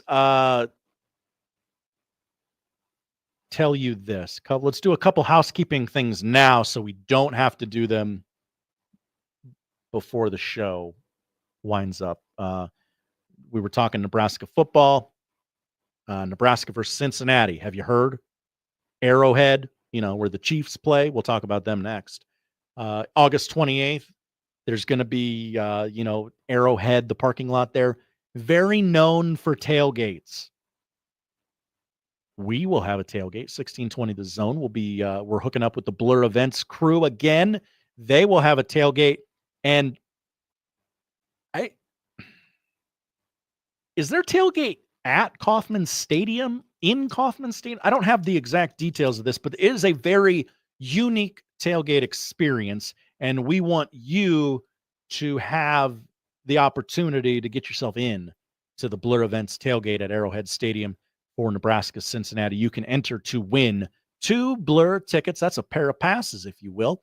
1620thezone.com. You don't have to sign your life away. You just enter and you're in. It's just that simple. 1620thezone.com is where you can find all the info and get yourself entered to party with us. We will be there. We'll be doing Unsportsmanlike Conduct. Will be there it'll be an extra long edition of Unsportsmanlike Conduct, 2 to 7 that day.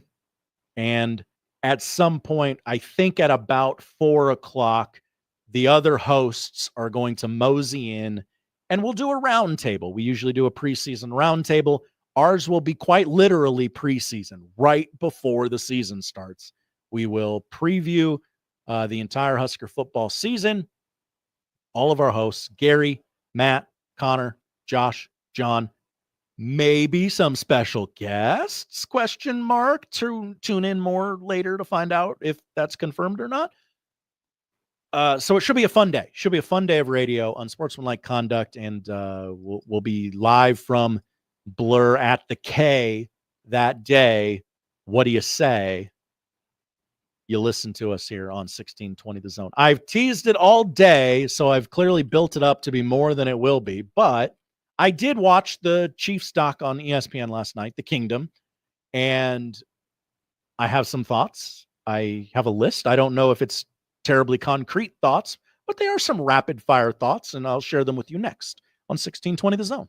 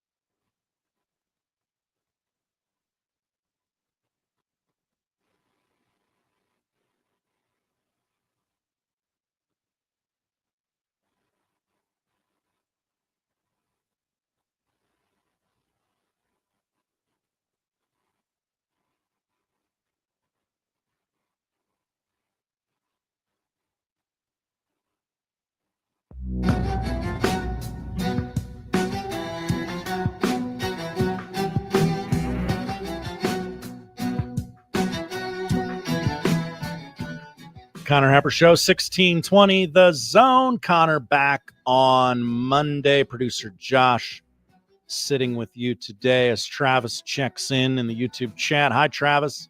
Oh, look, Josh is still alive. Good for him. Yeah, I mean, that's pretty much the bar. Stay alive. Carry the station to 2 o'clock. I feel I've checked both of those boxes. What do you say? Travis says, hi, Josh. Hi, Travis. Miss you, buddy. Sorry about the Twins. CJ with a great point. Hi, CJ. You really need to get someone on your show in Kansas City who knows what's going on with the Royals Stadium. I think we sort of stumbled upon that earlier this week. Maybe it was even yesterday. But again, I don't know. Time is a flat circle. That, yeah, while we're in there, we should probably do some journalism, just because, I mean, this is huge for Connor, Royals fan. He wants to know what's happening with his beloved Royals, where they're going to play future games. And he's stopped paying attention, but also I think information has stopped leaking out about proposals and things like that. So I think that's a good idea, CJ, to try and get an actual person on the air with us. Hey, what would you say you're going to do here?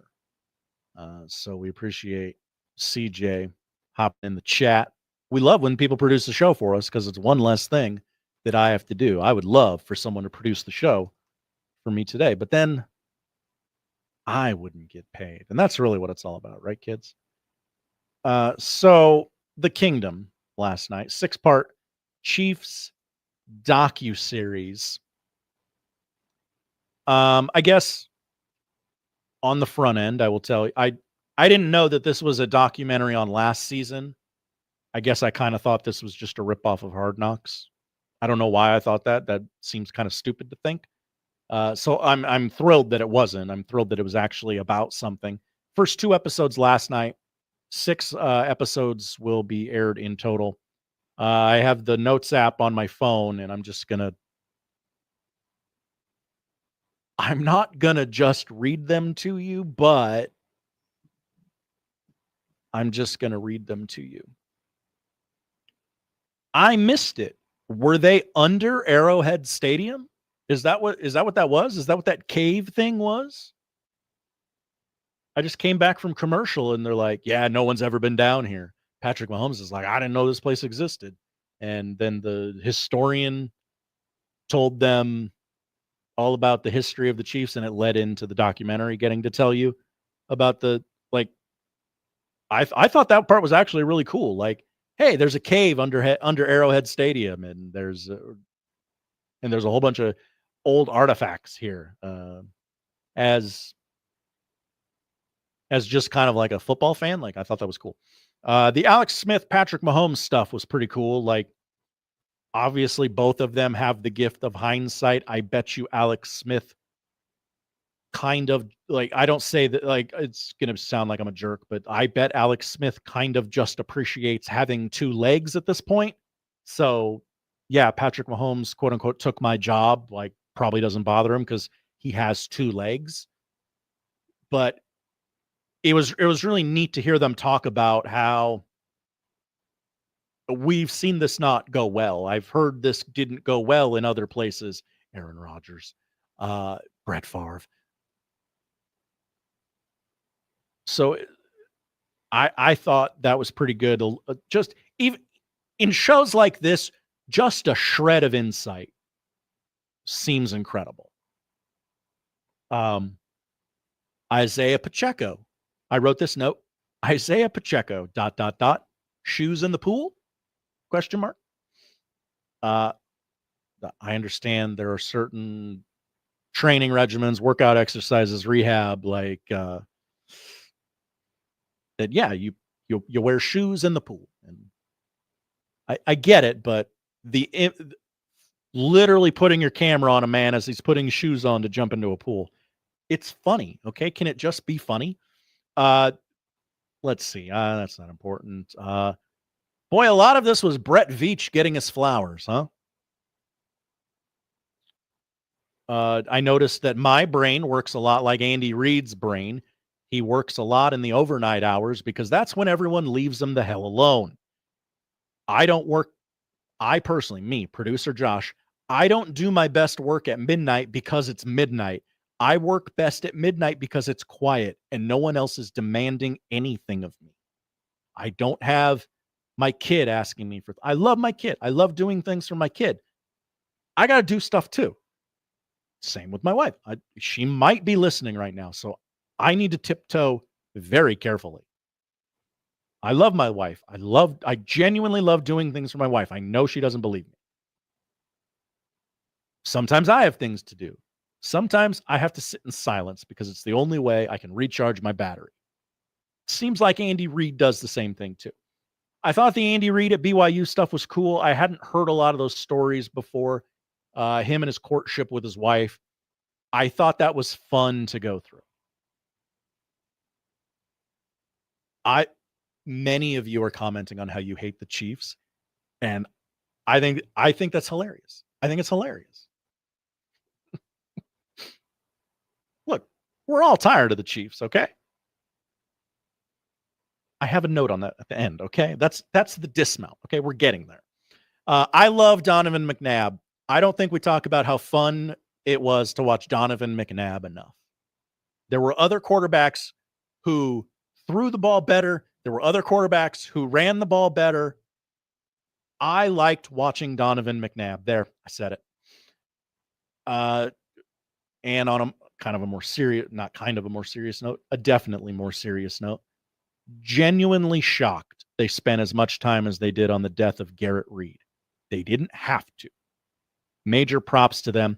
It helps flesh out the story of Andy Reid and Andy Reid joining the Chiefs. It gives excellent context. Like, it's unfortunate that that's the context that both Andy Reid and the Chiefs were in that offseason where, oh, you've had a terrible tragedy befall you. I've also had a terrible tragedy befall me. Maybe we can get through this together. It serves as a great reminder that depression and addiction, it takes many forms. Life has its ups. Life has its downs. We do ourselves a massive disservice to not acknowledge the downs. It's wildly unhealthy to live in the world we currently live in which, oh, Jim got a new car. Look at that photo. Oh, look at Betty and her happy family going out to dinner. Like, it is, and I know we know this, but we still do it. I'm not saying anything revelatory here. It's wildly unhealthy to just celebrate everybody's highs online and never speak of our lows. So, like, major props to Andy Reid, whoever said we have to do this. Seeing Reid cry was, it really kind of did a number on me. I mean, and here's the dismount, everybody. I'm sick of the Chiefs. I'm sick of seeing them everywhere. I'm sick of them winning. I'm sick of every player on the team being in every commercial. I don't know. Andy Reid, I like him. He seems like a nice guy. As a man, as a father, I feel for Andy Reid. Like, I don't want to go so far as to say I root for him. I rooted for him before he got his first Super Bowl. Because, I mean, we could see what a good coach he was, but it did constantly sort of become, oh my gosh, what an idiot. How did you do that with 2 minutes left in the game? Why would you do that? Like, so I was kind of rooting for him to get over that, and he got over it. And he's probably widely regarded as one of the best coaches in NFL history. Certainly one of the best we have right now, right? So yeah, I'm I'm tired of seeing the Chiefs. I don't know if I'll keep watching this. It was interesting enough.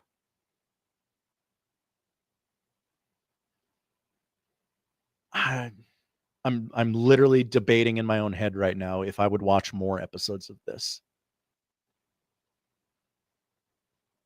If there's nothing else on. Like I like watching Patrick Mahomes and his upside down hat. Like, oh, that's pretty cool.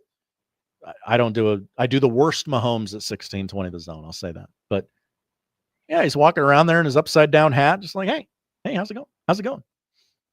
I don't think the stuff from the games or the players is all that interesting. Like I kind of think the stuff from Hunt, the stuff from Veach, the stuff from Reed is kind of the more interesting stuff. And certainly the other talking heads. Mitch is in there. If you're listening to this, you probably have thoughts on Mitch. A lot of the writers, the columnists, the scribes, if you will, from the area are in there. They're saying more things than the players, which is fine. We've come to expect that from these types of things at this point. B-,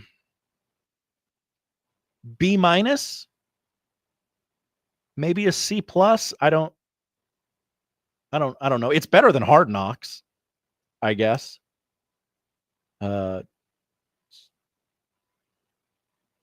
So that's my thoughts on The Kingdom.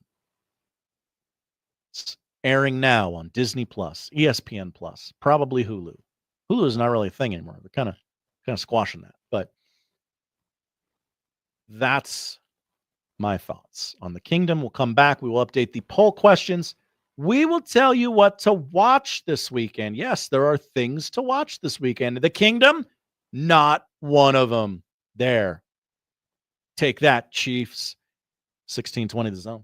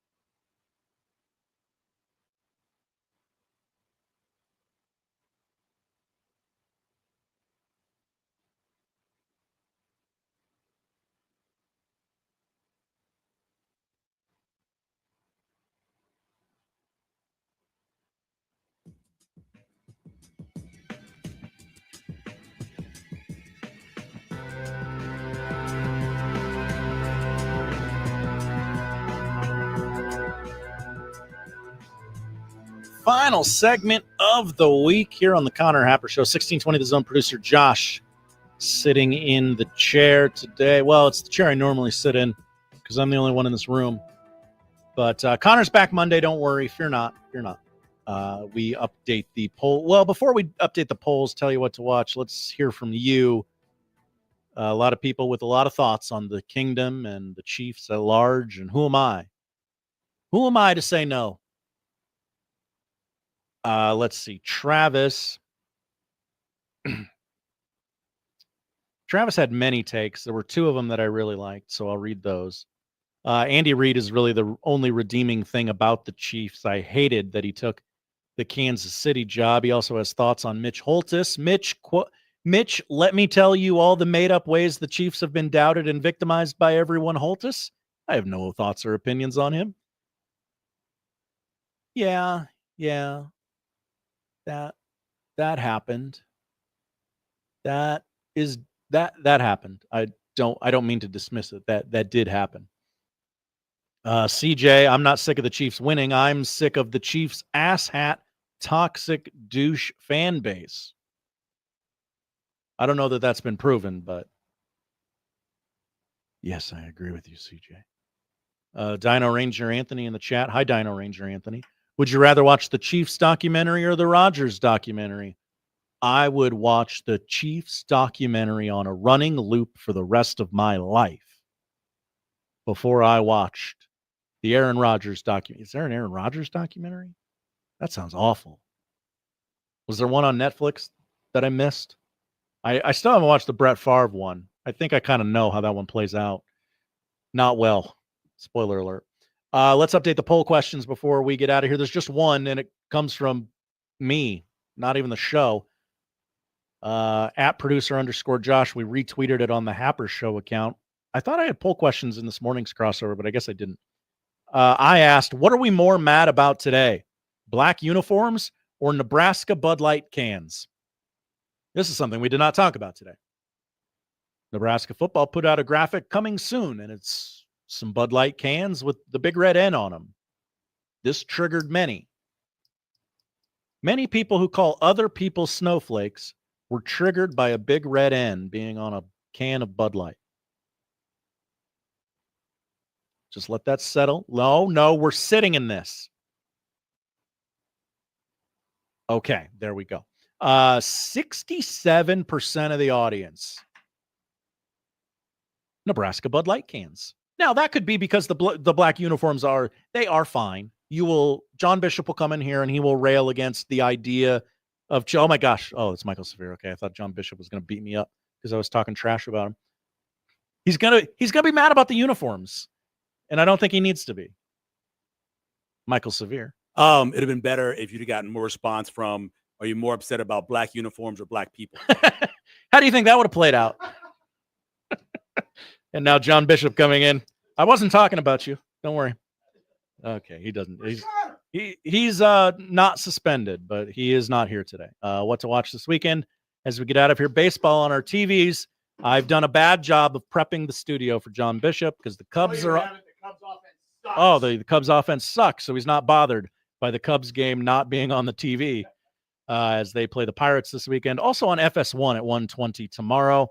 Apple TV has some baseball. Brewers Reds at 5:40. Rangers Blue Jays at 6 o'clock. Big Fox tomorrow. Tigers Twins up north. And then Mariners Mets 6 o'clock. Sunday night baseball on ESPN from Williamsport and the Little League World Series. 12 games in Williamsport on this weekend. All of them on the ESPN family of networks. NFL preseason doubleheader on tonight. Titans Falcons at 6 o'clock on NFL Network. That does count as a football game, I'm told. And Chiefs Seahawks at 9 o'clock. I'm sure that will be on somewhere locally. I'm not sure where. Probably KM3. I don't know. 4 games Saturday. A possible 5th game on your TV tomorrow if Green Bay, the Packers game, is usually on local TV as well. I didn't have time to confirm that because I'm producing and hosting today. Jags Saints noon Sunday NFL Network, and Bills Bears 7 o'clock Sunday on Big Fox. WNBA on CBS tomorrow afternoon. Liberty Lynx, a rematch of the WNBA finals last year. And then Wings Aces, 2:30 Sunday on ABC. And finally, as we get out of here, 9 o'clock tonight on Stars. Not everybody has Stars, but if you do, run to Stars tonight as a docuseries premieres titled Magic City, an American Fantasy. The docuseries details the legendary club's storied history as a cultural hub in Atlanta. Talking heads for the Magic City documentary are 2 Chainz, Nelly, Shaquille O'Neal, Sports Connection, Quavo, Killer Mike, and Big Boy. That is must-see television. I cannot wait. I want to thank everybody for helping me today. Thank you to producer Josh for producing, and thank you to producer Josh for hosting. Unsportsmanlike Conduct with John Bishop, who is not triggered, is next.